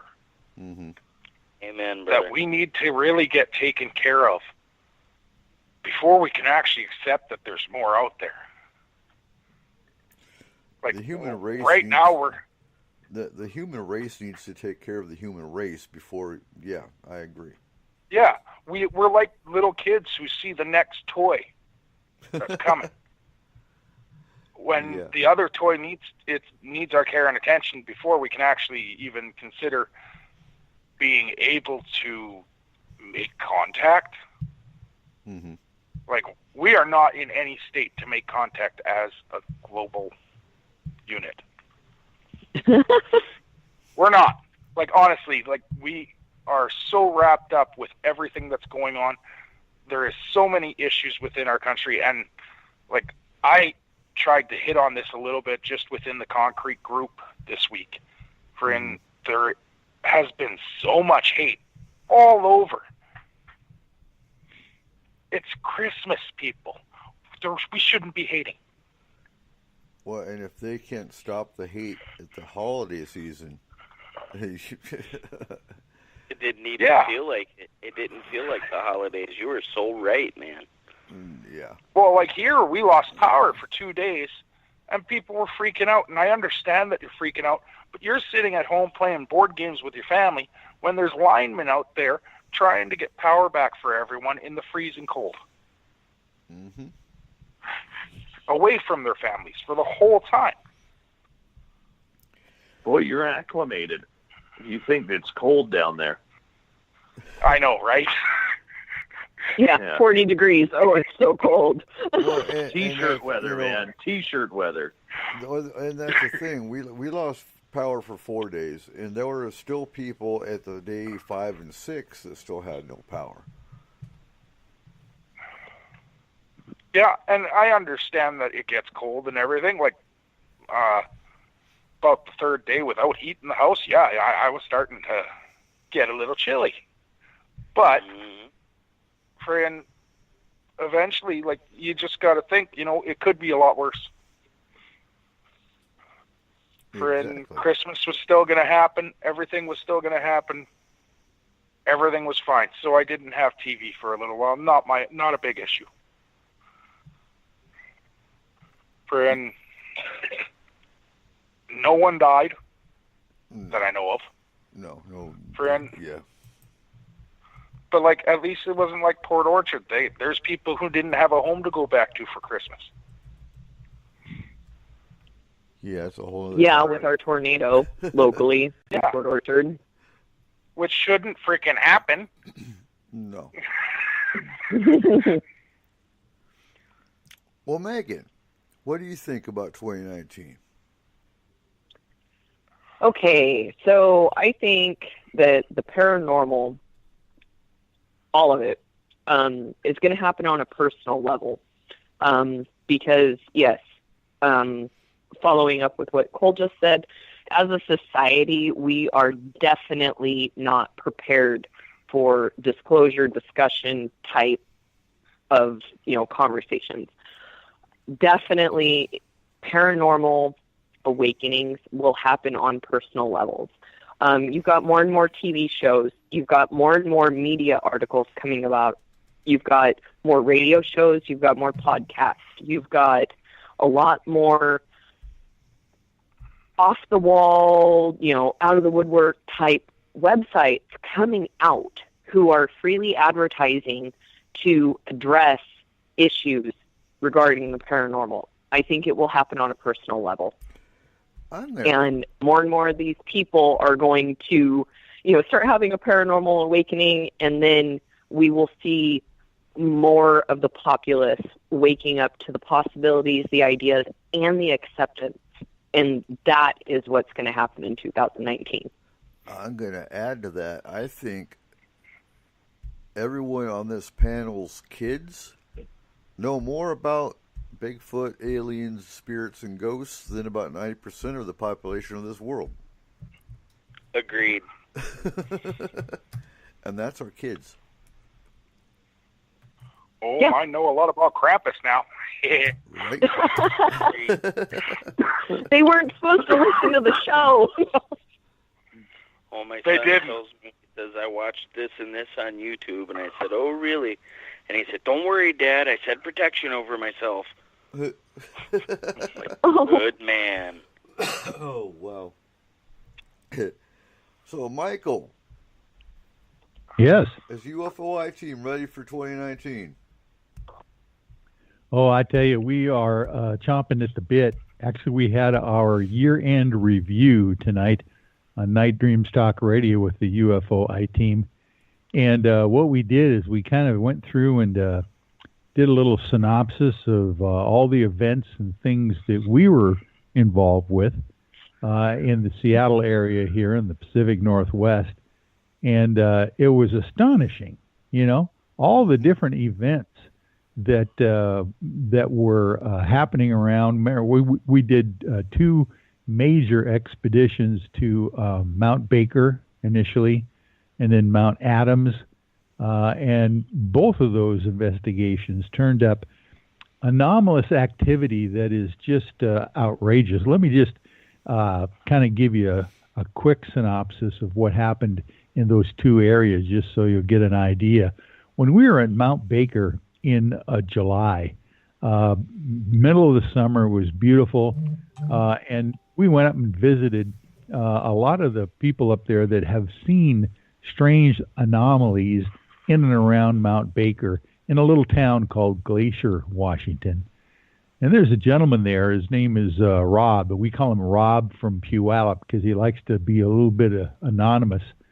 But his interesting thing that he does is he takes short 2 to 5 minute videos of the daylight sky. He just sets his little video camera on a tripod and just points it up at the sky, no place in particular. Sometimes what he'll do is he'll put a marker of a mountain or, something in the screen of view so he can compare the distances away from the field of vision. And what he'll do is he'll take that 2-minute video and then run it through his laptop and review it frame by frame.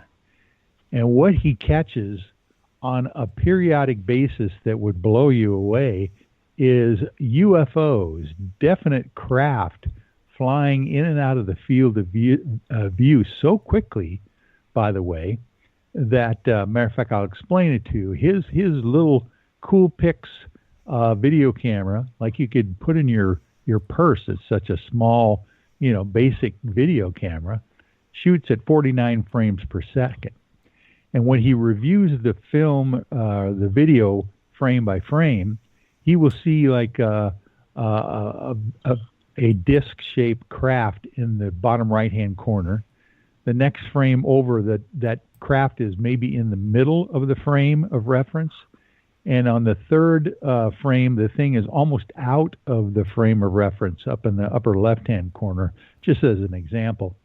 When he calculates the distance, because he's got the mountains there to calculate how far that distance is, and the frames per second that his camera will shoot, he's estimating that these things are traveling 20,000 miles an hour or more. So obviously what's going on here with these things, up in Mount Baker at least, is that there is craft flying so quickly throughout even the daylight sky that you cannot even see them. And, of course, we have all this proof and all these videotapes and analysis on the UFO I-Team Facebook page if anybody wants to check out Rob from Puyallup. That's just one thing. That was Mount Baker. And then, of course, Mount Adams is a whole nother story. I won't take up your time right here, but we had magnetic anomalies. We had UFOs caught underneath the cloud level at 2,000 feet, up close and personal, that were basically flashing us with some kind of a blue laser light from the craft. And, of course, we had missing time. We had potential even alien abduction. So that was all in another spot, a different part of the state, in the south central part of the state of Washington, at Mount Adams. Those are just a few of the things that we encountered this last year. And, of course, the New York Times article kicked everything off in December.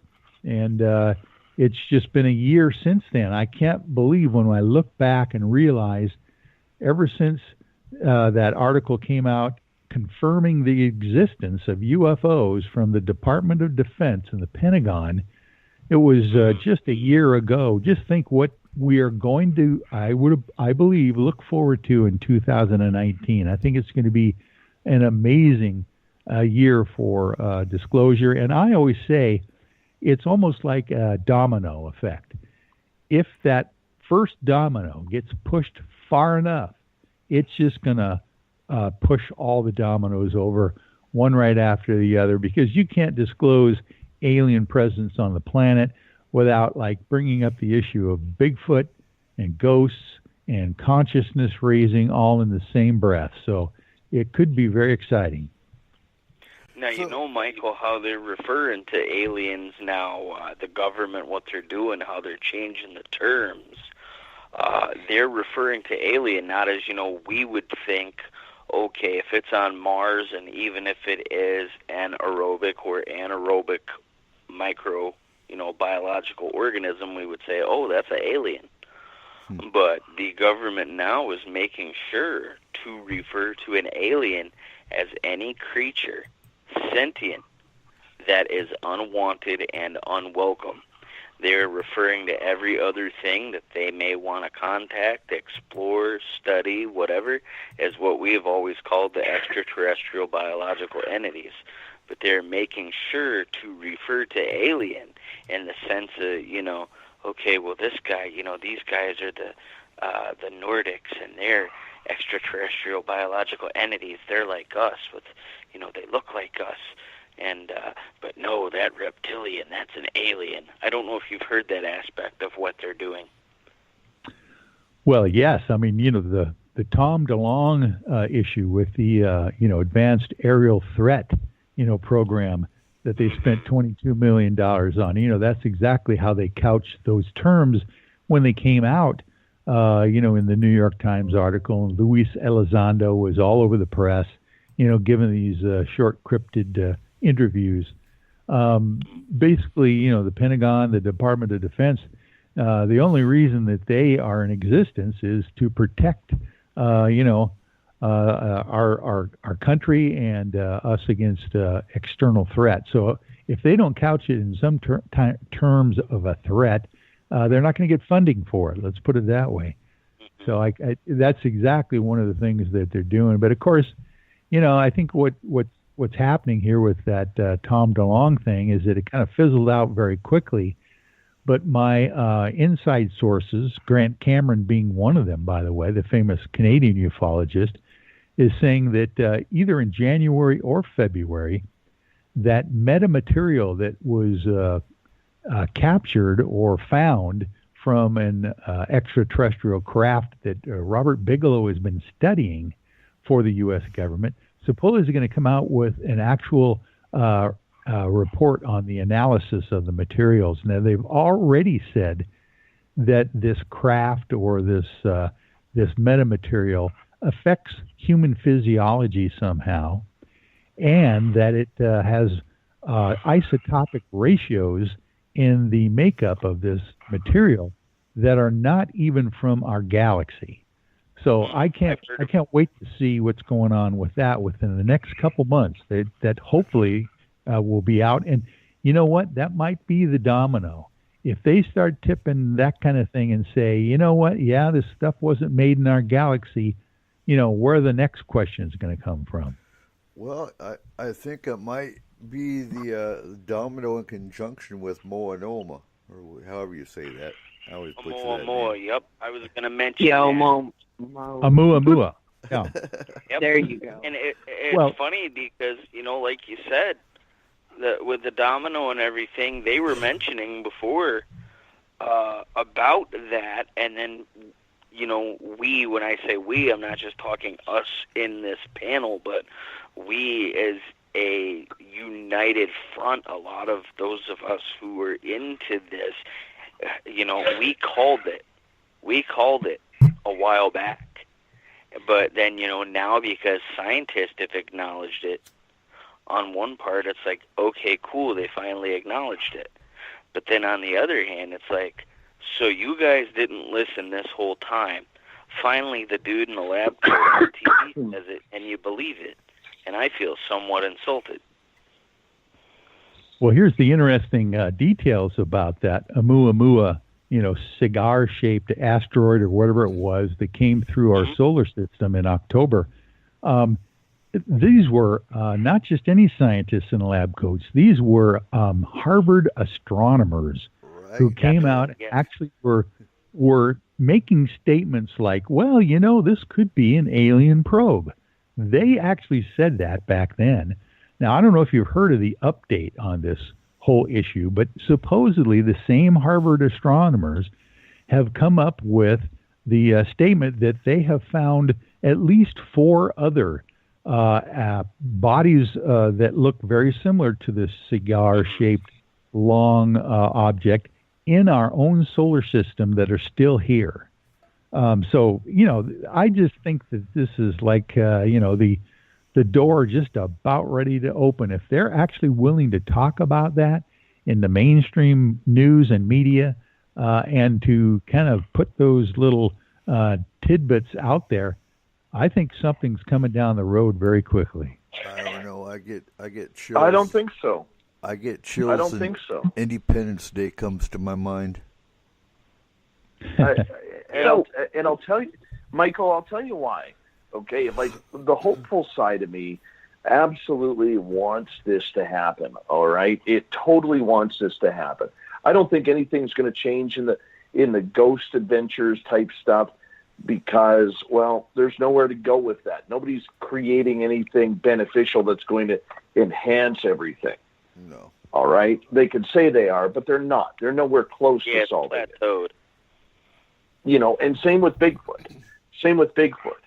You have too many investigators investigating opinion rather than anything scientific. And God, I could go on a diatribe about that.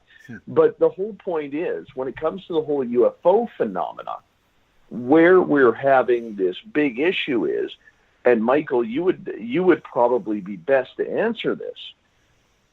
Any type of disclosure, soft or hard, is going to cause a lot of problems within the political community because it opens up Pandora's boxes like Roswell, Kecksburg, the Aztec crash, San Augustine, Shag Harbor.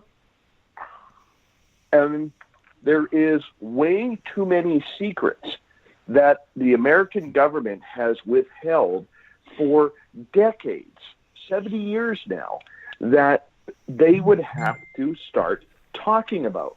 This is why when you look at To the Stars, and I've been very vocal about this on the show, the way they have been controlling the media, okay, if you guys haven't noticed or your audience hasn't noticed, shame. And what I mean by that, and I'm not trying to be, self-righteous or a jerk here, but the reality is, if you have not noticed that other shows outside of Coast to Coast and or George Knapp have not been given the opportunity to interview or ask questions of any of these characters involved with To the Stars or even the Bob Lazar movie, you cannot say that they are not controlling the narrative of what is happening in this field. And as long as they are blocking media outlets, whether it's my show, whether it's Clyde Lewis, whether it's Dave Schrader, John B. Wells, whoever it may be, as long as that narrative is being controlled, zero disclosure, zero. And if it is a disclosure, I would make it more a false disclosure. Yeah. Well, it's a point well taken there, Dave. I appreciate that perspective. The only thing that I can point to in response to that kind of thing is the media being under control, of course, is the fact that some kind of pressure seems to be being put on the media to actually red pill the public much quicker than I have ever seen in my life. Just Michael, in the last year. It's not a red pill. It's not a red pill. And are we going into the next hour here, Coop? Yeah. I'm not even going to break. I'm just going. Okay. I just wanted to make sure that we didn't run out of time. No, it's not a red pill, and I will argue that with anybody in a friendly discussion because Michael, you and I are great friends. Okay. Yeah. But I will disagree with you on the media. This is what, as someone who has worked in a newsroom, a couple of newsrooms, I can tell you this. I hate to break the hearts of all the conspiracy theorists out there, but I'm going to do it right now. And if you don't believe me, I feel bad for you. Okay? There is no government official working in any newsroom in North America telling what can go on the air and what cannot. What you have is you have a bunch of bachelor's degree people who have no, it's true. When I worked in Vancouver in the biggest newsroom in Western Canada, okay, the majority of our reporters had bachelor's degrees. So what you have is you have a bunch of people who are working in these newsrooms whose attitudes are so fickle and so blasé, they don't want this topic, because every piece of newspaper, every second of television, every second of radio costs money. And the attitude in all newsrooms is this, okay? The field of ufology is a bunch of nighttime convenience store workers who have no dental plan, who make minimum wage, and who watch too much Star Trek in life. That is the attitude of the newsroom. It's not somebody sitting in the newsroom saying, oh, there's a UFO story. No, we're not going to run that. We're not going to run that at all. It's the attitude of the journalists themselves. And until that changes, which we have started to see in 2018, which was beautiful, okay, there is not going to be a change. Now, when To the Stars came out, this is what happened. They caused the entire media to be caught with their pants down, because everybody knows, as Seth said earlier in the show, okay, when they played a UFO story, it was always at the back end of the news. The reporter would come on, give their story, and of course it would be led in with the X-Files theme song or Twilight Zone or some garbage music like that to set it up. And then the reporter would give his story. The witness would give their account, maybe if they were lucky with some video. And then at the end, they'd throw it back to the anchors, and the anchors would blow off the story as a non-news story with that stupid little joke or laugh or gimmick or whatever they did. That was every news story. So when the To the Stars Academy... Exactly. So what happened is, when To the Stars came out, they said, we're going to give you the guy who ran the program, plus we're going to give you the David Fravor, the FA-18 pilot, who filmed the Go Fast and the Tic Tac. All right? They said, you don't need anybody else. We're giving it to you. When the media is caught off guard, or when any reporter is caught off guard with a story, the first thing you do is you start, in our business, you start asking what we call softball questions. It's like a home run hitting contest in Major League Baseball. You're not getting the 100-mile-an-hour fastball or the 78-mile-an-hour curveball. Okay? You're getting a 60-mile-an-hour ball that goes right over the plate so you can take it out of the park every time. And that's exactly what happened with To the Stars, is they knew the media was stupid on this topic. And they said, you know what? You don't need Richard Dolan. You don't need Grant Cameron. You don't need Stanton Friedman or Linda Moulton Howe or Mike Barra or whoever as a counterpoint. We're giving you the guys. So what they did was they went, wow, this is actually happening. We got the guy who's doing the major, who ran the program. We don't need that counterpoint. The media was literally caught with their pants down in this topic. They didn't know how to react, and that's why we are where we are. And the To the Stars Academy now has full control of the entire narrative, because the media in the mainstream trusts them, rather than looking into the group and saying, well, geez, we're being told this by a bunch of spooks who are paid off, excuse me, by Robert Bigelow. And this is, why are we, we don't need to look into this any further, because we've already got the main guy in Elizondo. That's the way it worked.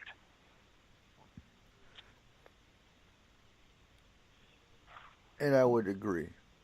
I think you hit a good point with, I don't think the media was ready for the big exposure, which really was a New York Times article, if you really want to look at it. You're taking probably a good majority of that media that were skeptics to begin with, and now they're being told, oh, look, they really do exist. And now they got to take that skeptical attitude and go, oh, okay, I guess we got to talk about it like it's real. Would you agree? Right. I would totally agree. I would totally agree. It's the same thing where, okay, this is a poor example, all right? But it's the exact same thing of, people who have lost a child to death or spouse to death. All of a sudden you're caught with your pants down because it was a surprise, and you're like, well, now what do I do? Now what do I do?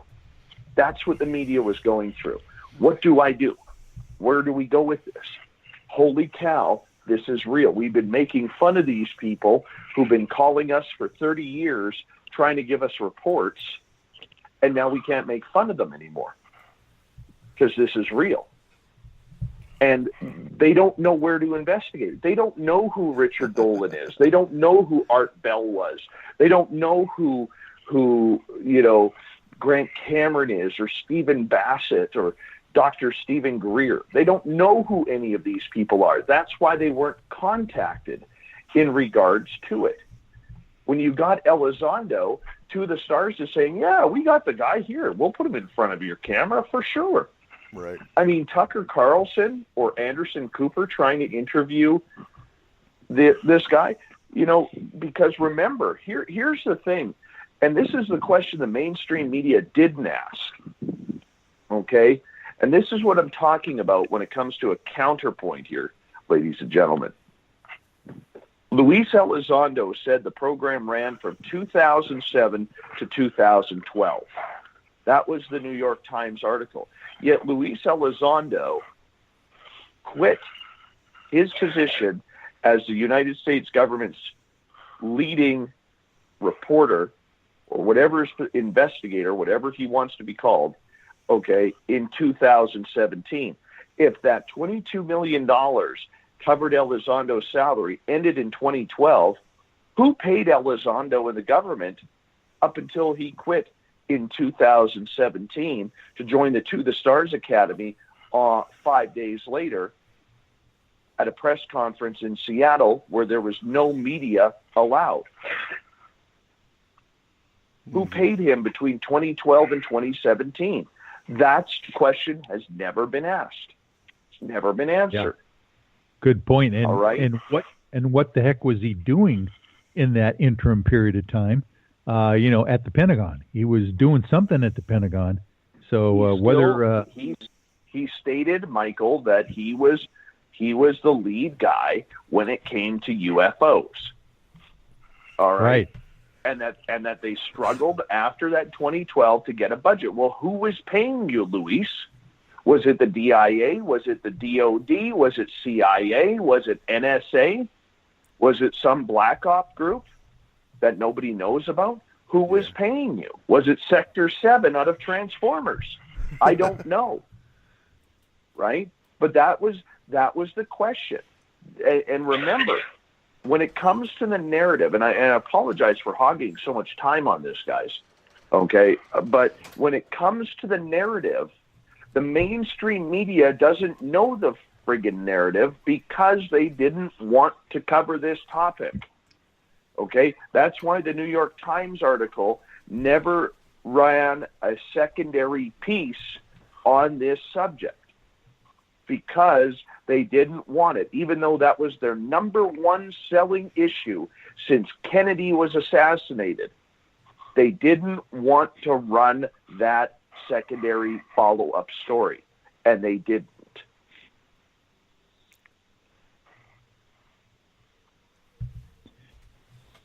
Now, I wonder, Seth got dropped. His phone's having issues. And real quick, though, I want to bring up his third question, if you don't mind, Dave. Yeah. His third question was, because it had all the talk about the ranch made him start thinking. So what would we do, or what would you recommend someone do, if they kill LeGray and were able to keep the body? Who do you contact, and what should they do? I wouldn't contact a soul. Put it in the freezer. Oh, you could put it in you put it in the freezer or whatever. But honestly, I wouldn't contact the soul because your life is over. I'm not saying death, okay? But your life is over. If you like your life and you are an ET experiencer and you end up killing a gray or any other alien species, and the chances of that slim to none, your life, the minute you go public with that, is over. Yeah. Your family's is over. Your children's is over. Okay? They're going to ruin everything. And I think I'd have to end it with that because I think I don't think there's any other answer for that, to be honest with you. I think out of the box on this one. Okay. Okay.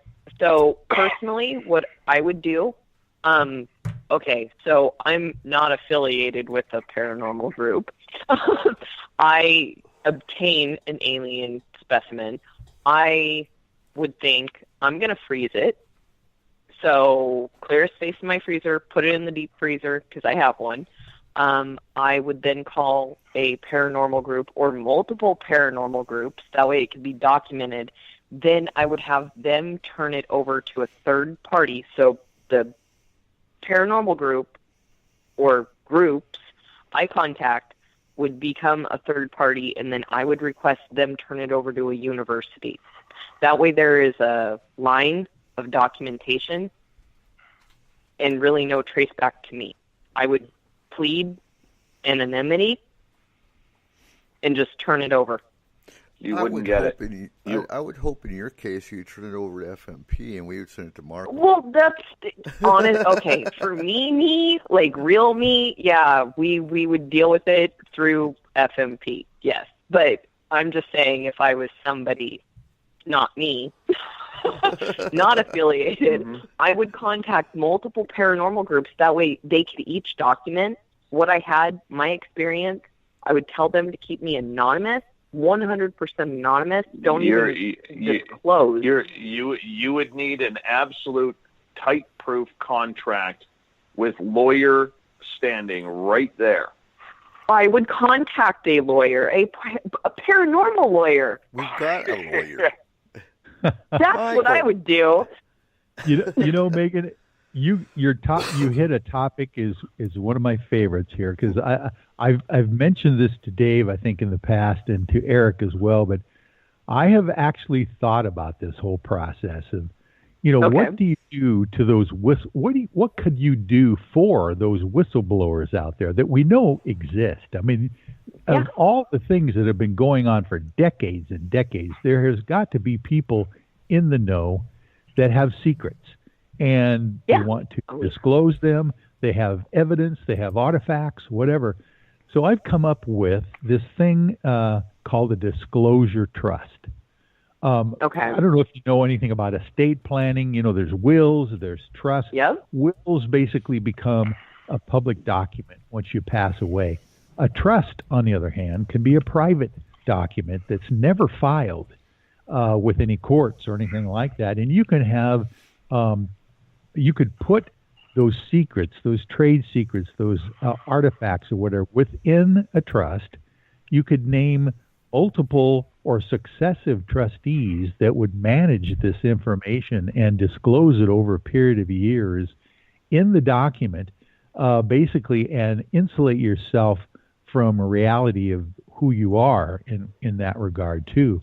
That might be the only way someone could actually survive, but not just them, their family, their grandchildren, and all that kind of stuff from being harassed, if you could put the information in that kind of a document. Michael, do you not, and I'm asking this question out of total naivety, okay, and maybe a little bit of tinfoil wrapped around that, but do you not think that if it ever came out that there was some potential of having an alien body, that the law at that point does not exist, that they will come right for it? And, I'm going to take Sector 7 out of Transformers again, where, there's the law that everybody has to follow, but certain people have the ability to go above and beyond the law. Yes, exactly. The thing is, I've thought of that. If you want to go as simple as Congress and senators, a very simple example, but they can speed, and if they're on their way to work, they cannot get a ticket. They are above the law on that regard. So when you're talking about finding an alien body or something like that, yeah. Well, I can't believe you guys. No one had the same thought that I did. No one had the same thought that I did. Like, yes, please tell me you weren't going to eat it. Not all of it. We have to send some of it off to get checked. But you got to try it. Well, there's no. To throw a little seriousness into this idea, because it's something that I've thought about. Uh-huh. How do you protect yourself from the lawlessness out there that could possibly happen if there was something most important in the world, or at least in our parsec of the universe, that needs to be kept secret? There's various interesting ways that certain corporate entities, for instance, keep their trade secrets from being discovered. Even with different, countries' laws and stuff, with offshore trusts and depositories of evidence and data, they do those things all the time. But there's also something to be said about what I call the Bob Lazar syndrome, where at one point Bob Lazar said, this is exactly what could happen. I'm going to be toast here if I come out and tell anybody about what I saw at Area 51, back engineering, extraterrestrial vehicles. So what he did is he basically plastered the entire, media with the announcement and coming out public immediately. Now, there's different ways of doing that on a mass basis now because of the internet and those kinds of electronic abilities, where the only way that you could potentially protect yourself from the potential super lawlessness that could happen to you for that kind of a thing would be to just mass broadcast the entire event instantaneously and get the information out that way as well. Now, there's also ways of protecting your, it'd be very difficult to protect who indeed you are, because they can find out basically with your brain waves who you are. But those are just some of the thoughts that I had thought about how to protect someone who really has, a smoking gun out there that wants to bring it out. Good points. And see, that's why you're a paranormal lawyer. And we actually have Michael come into FMP to do the legal aspects of the paranormal training. So I look forward to that, because I know all this stuff's going to be brought out in a lot more detail. So, moving on, since Michael, what's your second question?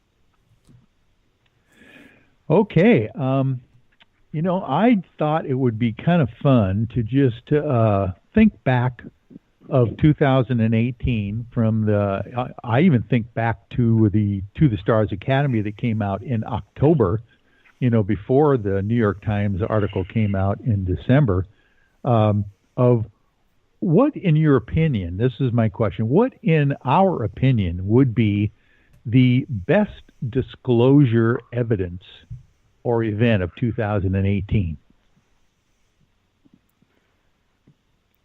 Well, besides aliens landing on the White House lawn, but that would only I'm talking about what actually happened in 2018, of all the disclosure things, of all the things that hit the fan and came out, because this was a very active year, 2018. I would be interested in people's opinion on what they think was the ultimate disclosure item in 2018? I've got one. Go ahead. Okay, so Oumuamua, actually there was a follow-up article posted just last week, December 21st, by NBC. They actually confirmed the possibility that people were looking into it being light sail that had collapsed and condensed or folded upon itself. And, you know, like I'm saying, that story lasted for months. Those who read it, those who came and, like, really followed it, or just came across it and went, what? What is this? I think that right there, Oumuamua was the biggest disclosure of 2018. So in being that NBC published that scientists have gotten together and collectively have, I guess, explored the possibility that it is a light sail or a solar sail, that right there, December 21st, makes me say this is the biggest thing that has been disclosed in 2018. Yes, good point. And do you want to explain to the audience out there what a light sail is? Because that is a fascinating concept. Okay, light sail or solar sail, as I know it, is basically a sail, which would be like on a large ship, ocean-bound ship. It collects solar energy, and it is a propellant system that can absorb light rays, turn it into energy, and end up being a propellant through space. And you know, yeah, it's almost like a parasail on the water, but up in space. But up in space, you're right. And I heard that story. It's been around a while. They're recycling it now, just recently. So that's fascinating. NBC published it on the 21st of December. So I'm crediting them for the most recent release of it. And I'm saying yay for NBC, because that's a major outlet to be saying something of paranormal relativity. What? And when you're talking NBC and Harvard, you're talking Harvard scientists. You're not just talking, a little community college. Harvard is one of the most respected universities in the nation. And so coming from them is saying a lot, because you look at the fact that they could be discredited real quick by the Harvard University, and they went outside the box and went out on a limb, bringing that information out. Yeah, absolutely. So that's my 2 cents on the biggest form of disclosure through 2018. Okay, I haven't been studying this anywhere near as long as you guys have. I haven't been looking into things. Honestly, I didn't get involved with the group until September. So, but for me as a person who honestly had no prior interest in this before, not interest, just not a lot of belief. You got awakened before in September. Now. Yeah. And with that, seeing things from someone who wasn't awakened point of view for most of the year, I would have to say that the biggest act of disclosure I saw was the when they announced that the United States would be creating Space Force. Just the fact that we require a military operation in space has got to say something. And I'm going to go back further and say, honestly, I think the New York Times article would, to me, be the catalyst that started all of it. And I would agree with you there, Coop, because I'll tell you what, people don't really realize the import of that disclosure, what that happened in December of last year. For the first time, I mean, in the history of our recent history, someone in political power, the Pentagon, the Department of Defense, actually comes out with an article on the front page above the fold, by the way, New York Times article, actually confirming the existence of UFOs. I never thought that was going to happen in my lifetime. And then all of a sudden, all the questions started going. I mean, people that we run across in the UFOI team are now going, they're feeling a little convicted now, saying, well, if they can say it, maybe I can tell my family, or maybe I can talk about this subject now. And I think that opened up the floodgate right there. Just the fact that someone actually could confirm the existence of the UFO phenomena. And that's what's great. That is what's great, because, even though the disclosure we all expected didn't happen, what did happen, and just like you said, is it opened up the door. When you have New York Times coming out, when you have NBC and Harvard scientists coming out, you give our experiencers that have been in the closet for so long because of the fear of ridicule the opportunity to open that door and start talking. Because, hey, Harvard's talking about it, NBC's bringing it up, New York Times brought it up, and now President Trump is talking about a Space Force. So he's validating it. So now maybe I can step out a little bit more and talk about my experience and get help without the fear of ridicule. Now, are they still going to get ridiculed? Yeah, without a doubt, because there's still 80% of the people that are still have their head in the sand.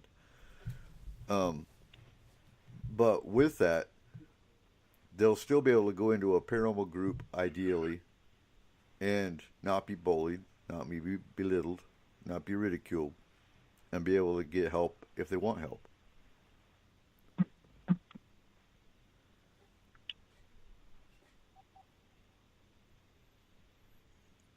Where did everyone go?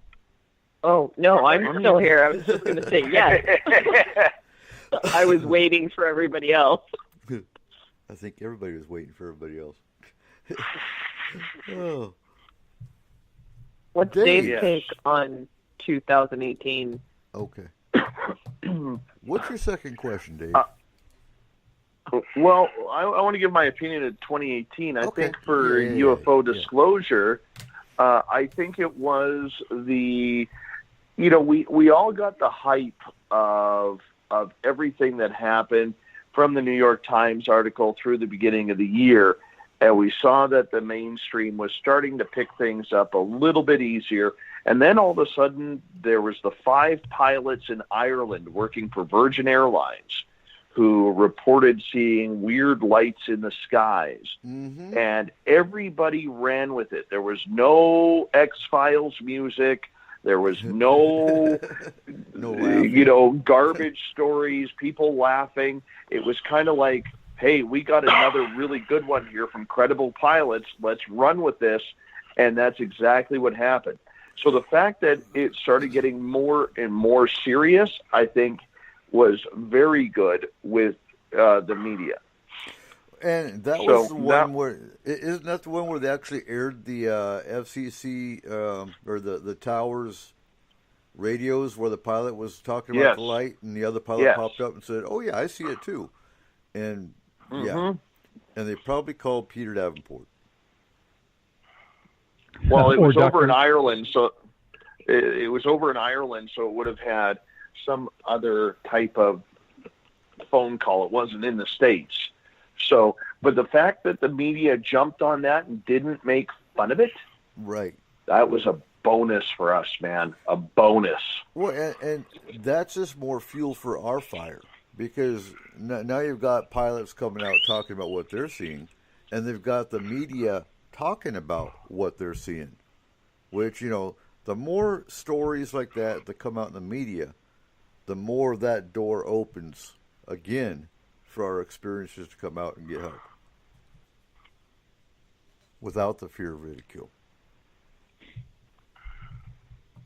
So, absolutely. But on that, do you see 2019 getting to be a busier year for FMP? Yes. Very much so. Me and my cousin were talking about this tonight, actually, and he was asking questions about what we do as FMP and how everything goes. And we were starting to talk about how people have changed. 40, 50 years ago, when someone saw something in the sky, most of them walked away and ignored it. As in that 40 and 50 years, our technology has advanced so far. In ways, so have we as people. We've become more accepting of ideas rather than so closed off of this is the way it is, this is how it's going to be. And in some ways, that's a horrible thing sometimes. In some ways, it can be really good. Like in this example, more people are willing to ask that question and listen to the answer of, are they real? I'm going to use the Concrete Group, for example, because I know this part of the show is not going to be aired on KSVU because they only do 2 hours. And if they do, then, well, the concrete community is going to understand this. But when FMP first started promoting in the Concrete Group and Upriver Group, we either got ignored or you had the snide, snarky comments. Now, when FMP gets, advertised in the Concrete Upriver Group, you see more and more people liking the post and coming over to the group. With that, we have more new people that join the group that haven't heard of FMP until, they joined yesterday or they joined last week, whatever the case is. And I see that as, positivity. Because I would like for us to be accepted in the community, more so than it is. Because that opens up the door. This is a very haunted community, for one. It's got the highest rating of UFO sightings. It's probably, it's like Michael can attest, it's the second in the state for Bigfoot. It's actually tied with, Grays Harbor County for Bigfoot sightings. It's a very active paranormal community. Does everybody see it? No, they don't. But, I mean, we had 2 boots on ground cases, in one day, which in the last 3 years is phenomenal. Well, and that was in the last month. Yep. So, yeah. I mean, that shows you more people are getting more comfortable about asking for help. And that's on the haunting side. That's not even on the, the abduction side or the Bigfoot side.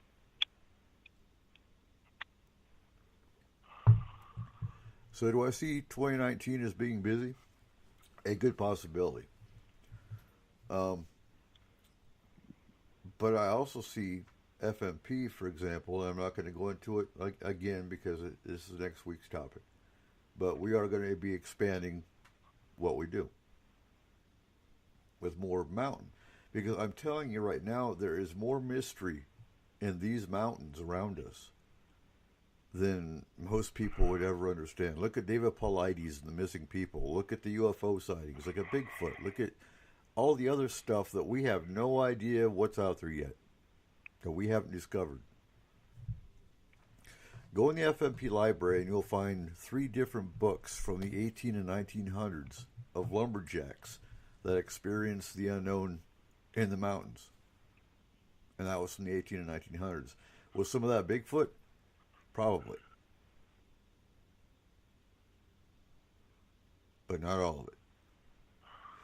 Also reminds me of an X-Files that they did in the Olympic Peninsula of the prehistoric, I can't remember exactly what they were. You guys could probably remember this one. It was one of the earlier episodes of X-Files that had the prehistoric bugs that were in the trees that were killing people when they cut the trees down.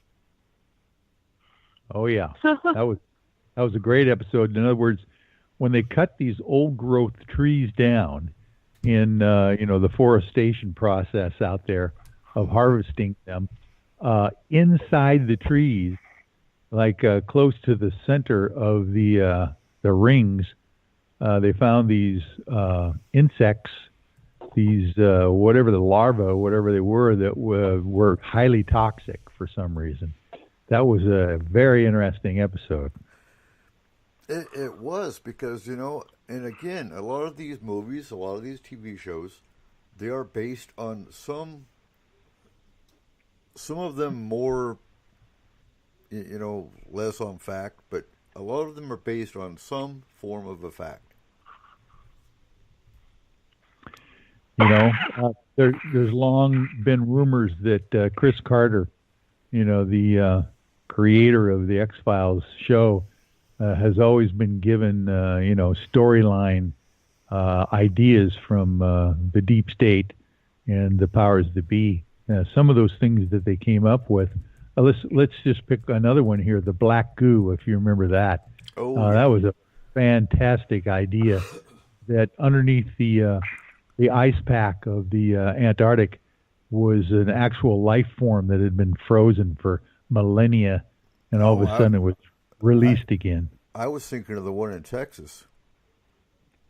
Yeah. Well, you're right, but it was an Arctic landscape. Texas was an Arctic landscape at the time this thing got frozen, and you're right. You're exactly right. And then all of a sudden, this little kid fell through the hole into a cave. Right. That's right. And the black goo got him.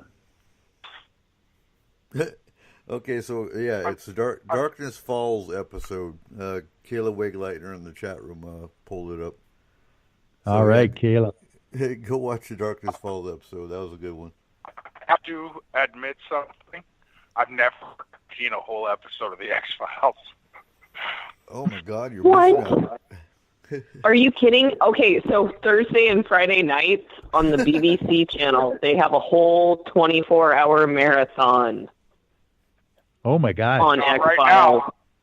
Catch up, man. It's awesome.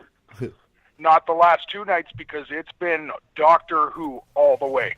We have been watching that 24 hours straight for 3 days. Well, okay, Doctor Who's okay, but X-Files is usually on the BBC. Okay, so Cole, I'm with you. I've never seen an episode of X-Files. I've never seen an episode of Star Trek. Okay, here's one. What? Are you really? Really? You got to see The Trouble with Tribbles. If you can't see one Star Trek episode, you got to watch The Trouble with Tribbles.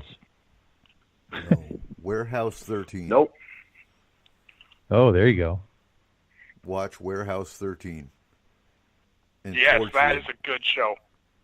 Torchwood's another one. Torchwood's a breakoff from Doctor Who. It is. I know. But you got to watch Torchwood.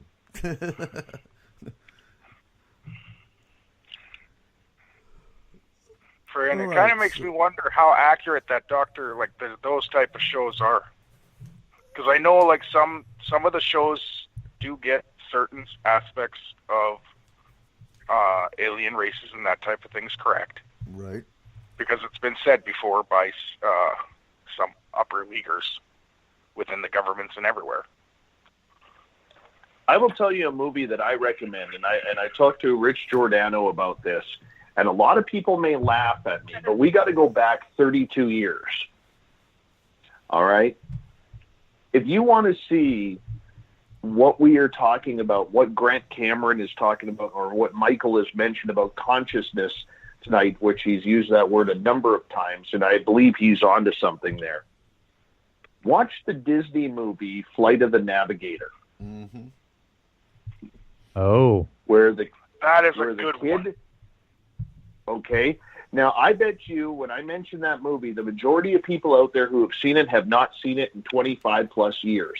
Nah, I gotta watch it. I had to reconfirm for myself, and I actually pulled it up on Netflix one day, and I rewatched that entire movie. And everything that Grant Cameron talks about, or all of these people who claim that they have flown ships by touch or by feel or by consciousness happens in that movie in 1986. You know, and I think I'll pull that up tomorrow, and I'll have the kids watch it with me. I think that's a good idea. I think everybody should. Well, go ahead. If I remember right, I watched it when it first came out as a kid, and I haven't seen it since. So yeah, you've got my interest piqued. But you watch team homework, right? You watch how that boy flies that ship. Okay. Anywhere he wants to go, everything is by his touch and by consciousness. So I'm going to bring up an interesting fact, and it's not consciousness, but I think it's where the military is heading. And back in the 90s, I was in an Apache unit. And I've told this story before, I think both on S-4 and on Spaced Out Radio. But what was interesting with the Apache back then is, so they didn't fly the helicopter with their helmet, but they could wherever their helmet looked, the gun turret went with it. I think that was probably generation 1, maybe not even. Yeah, it's heads-up display. It's still the same. Mm-hmm. But even before the Apaches, the Huey Cobras had that. Did they? Come on, yeah, Marine, it's visual you know tracking. that? It's been available since Vietnam, pretty much. Oh, okay. See, I wouldn't wear Yeah, that. visual tracking. It's called heads up. Okay, yeah. I just thought it was cool back in the 90s when I was, drinking with the Apache pilots. That could be really bad, though. You're just having a friendly conversation with one of the guys on the ground, and all of a sudden, your finger brushes the trigger. Oops. Or they start swatting at a fly and looking at a bee while they're pulling the trigger. That wouldn't be good for the Croatians.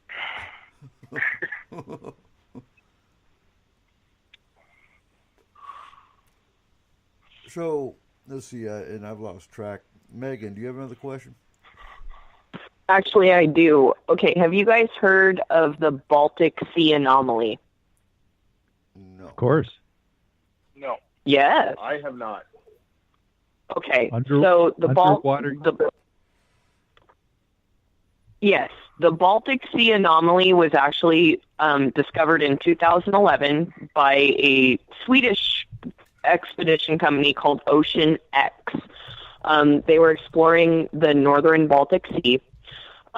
They had found an anomaly that popped up on their sonar. It was 300 feet underwater, and it was lying on the sea floor. Okay, this thing is 60 meters or 200 feet in diameter, and it was perfectly circular object. It had features such as ramps and a stairway that led to a dark hole. This all appeared on sonar.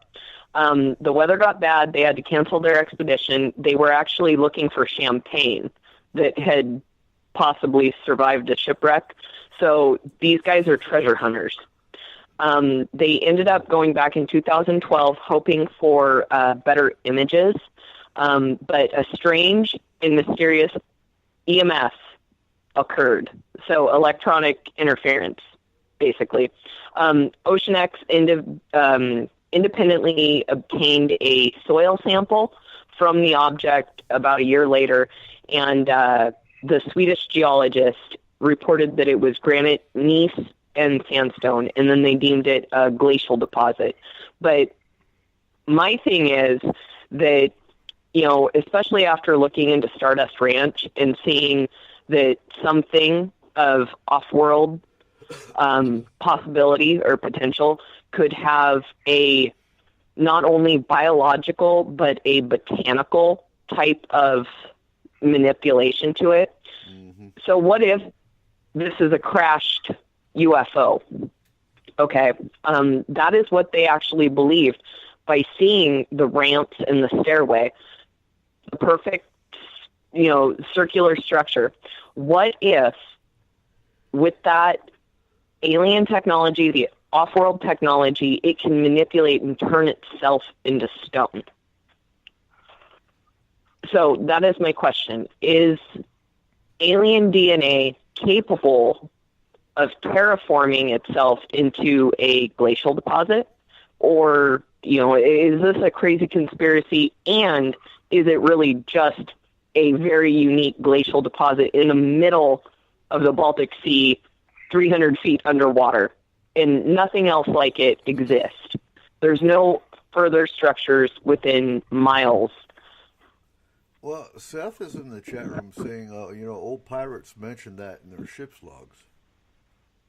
Yes, exactly. And then you look at the movie Prometheus, to where, you do have a ship crash, and it does change structure, and it starts to take on a biological or more of a botanical form versus of a biological form. It adapts to its structure. It turns into a chameleon, is basically what I'm saying. So, right. Is this hoax, or is this a potential that actually needs to be investigated?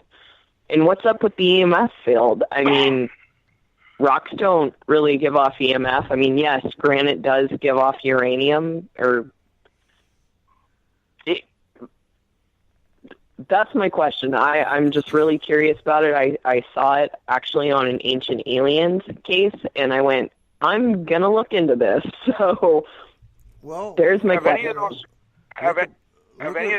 Sorry. Look at the Bermuda Triangle.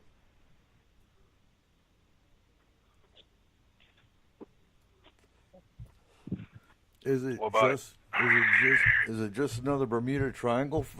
You talk about EMF, and I wonder if there's been any airplane crashes or boat crashes or anything like, boat fatalities or anything like that in that area. Well, they were originally exploring some boat wrecks, for salvageable material. Loads of champagne, gold stash, type things. So yes, there has been multiple boat wrecks. Aircraft, I'm not sure.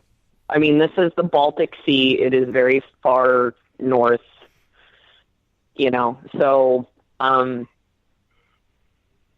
just kind of wondering what is up with this object that scientists are deeming a glacial deposit, but really nobody is taking the time or interest looking into it. Right. What were you going to ask? And it is perfectly circular, and it takes a lot for something circular to appear in nature. Yeah. And you were going to. I was actually going to ask the same thing you were, because that was actually my third question. Does it seem like there's something? The Bermuda Triangle almost seems dormant now. It's not. We don't have as many. No. You don't hear about it as much, though, like you used to. It's old news. I mean? It's old news, but no, the anomalies still occur. But you're not hearing anything going missing inside of it.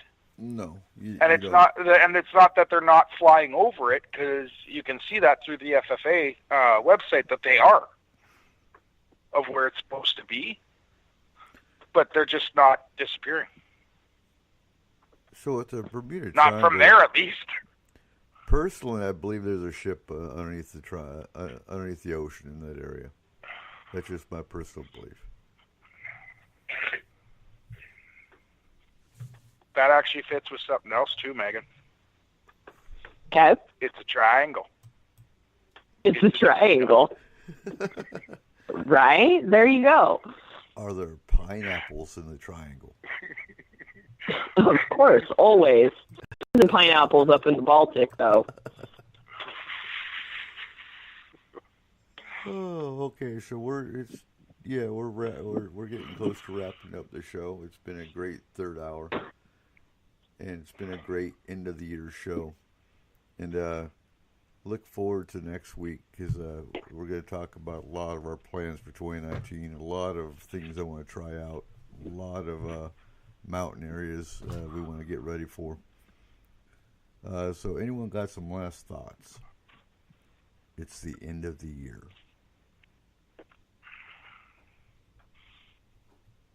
Everyone just be safe. Make it to 2019 with me, please.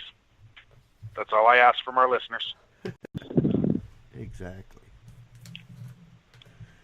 And, you know, I was laughing a minute ago because Seth posted that, has anyone else heard about, what's that, what's like the phone app? Oh, I'm trying to go back up.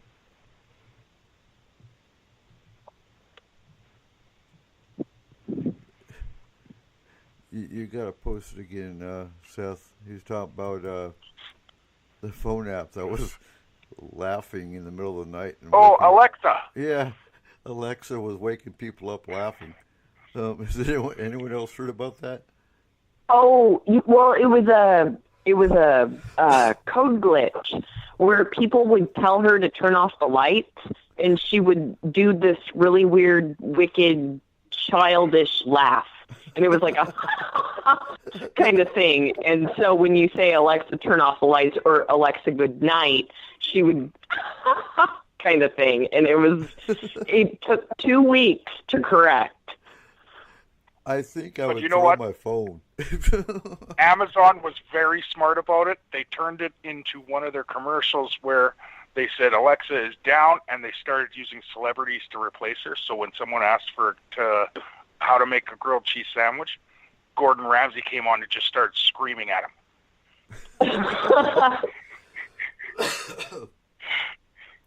That would be, yeah, because you know it. So, our daughter has fallen in love with Alexa, and she walks around and talks to Alexa like she's a living thing, and her and Alexa carry on these conversations. It's like kind of weird, but okay. But it's hard to explain to a kid that's a phone app. No, she's alive. It's Alexa. No. Oh, so Dave, has your little man discovered Alexa yet? No, we're an Apple family. We haven't graduated over to those crazy Alexa things yet. But no, he's really into his iPad, and he and I play this silly game on our iPads called The Wolf. So he's too busy trying to eat animals rather than worrying about his aliens or anything like that. But I know he's seeing things. That I do know. Well, yeah, you've got a candy store of paranormal at your house. I know. We are a house of weirdos, that's for sure. I don't know if any of you have ever tried it, but if you put an Alexa device and a Google device in the same room, they'll talk to each other. No, you have to start the conversation, and they will continue it. And it can go on for almost hours. No. So, what's the next generation Alexa? We've got about 5 minutes. The Coop's beard. Well, you guys heard that Google actually had to kill 2 of their little guys, right? Because they ended up talking to each other and made their own language. Yep. Artificial intelligence. Yeah, no, it was total AI. Google had to kill them, and I believe they actually named them Adam and Eve. So, yeah, the Google AIs started talking back and forth, and Google, unfortunately, had to kill them. And that's what they said in their press release. We had to terminate Adam and Eve because they were talking back and forth and made their own language, which the programmers could not even... They couldn't understand them. No, but when they first were, started, they weren't just talking, they were actually conversing. They were searching the yes, internet for topics related to what they had talked about previously. exactly. And so Google immediately terminated them, and AI immediately grew to the point where our programmers who developed Adam and Eve couldn't even keep up with them. They should have called them Skynet, because if they were the ones exactly. Skynet, they would have made millions. Millions. Exactly. So imagine that in the next year, and, we've got a whole team of AIs, and, whatever's going on in, what is it, Israel? With the humanoid AI, and, no, it's not okay. Yeah. As the paranormal lawyer, I'm just waiting for one of those AI representatives to call me and want to bring a wrongful death lawsuit for terminating their uncle or their brother. Wouldn't that be weird? Michael, my daughter actually plays this game on the PlayStation. It's called Detroit or something like that. And the AIs rebel against humans. And you have to make decisions as the AI, and if you make the right decisions, you gain points and win. And I'm sitting here going, wow, I don't like this game. Well, that was Terminator. Yeah. Well, what do you think AI can do with 5G? That'll be interesting. Anyway, we're running out of time, folks. So I got to wrap this up.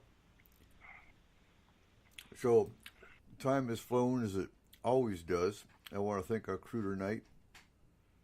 Cole Wegleitner, FMP Culture and Lore Research Specialist and owner of Statement of Sound DJ Services. Megan Gehring, our FMP Security Team and Astral Team. Michael Hall, our paranormal lawyer and founder of the UFOI Team. Seth Kinsey, while he was on for the first 2 hours, our S-4 Conspiracy Specialist and owner of Dark 30. And Dave Scott of Spaced Out Radio. So our intro came from the Cole Wegleitner of DJ of Sound Productions. Look forward to more intros from him. And Stephen Gill of Twisted Images, Twisted Studios Department for our closing music. As always, folks, you can catch S4 on Spreaker every Saturday night at midnight Pacific Standard Time at KSVU 90.1 FM. And next week, we'll be starting on nightdreamstalkradio.com. So next week is January 5th, already 5 days into 2019. We're going to discuss what to expect in Forest Moon Paranormal and S4 with changes for the next year. It's going to be an awesome show. So thank you again for listening to S4. Keep your eyes to the skies. Remember, it's you that gives us a reason to produce S4. Have a great week, S4ians.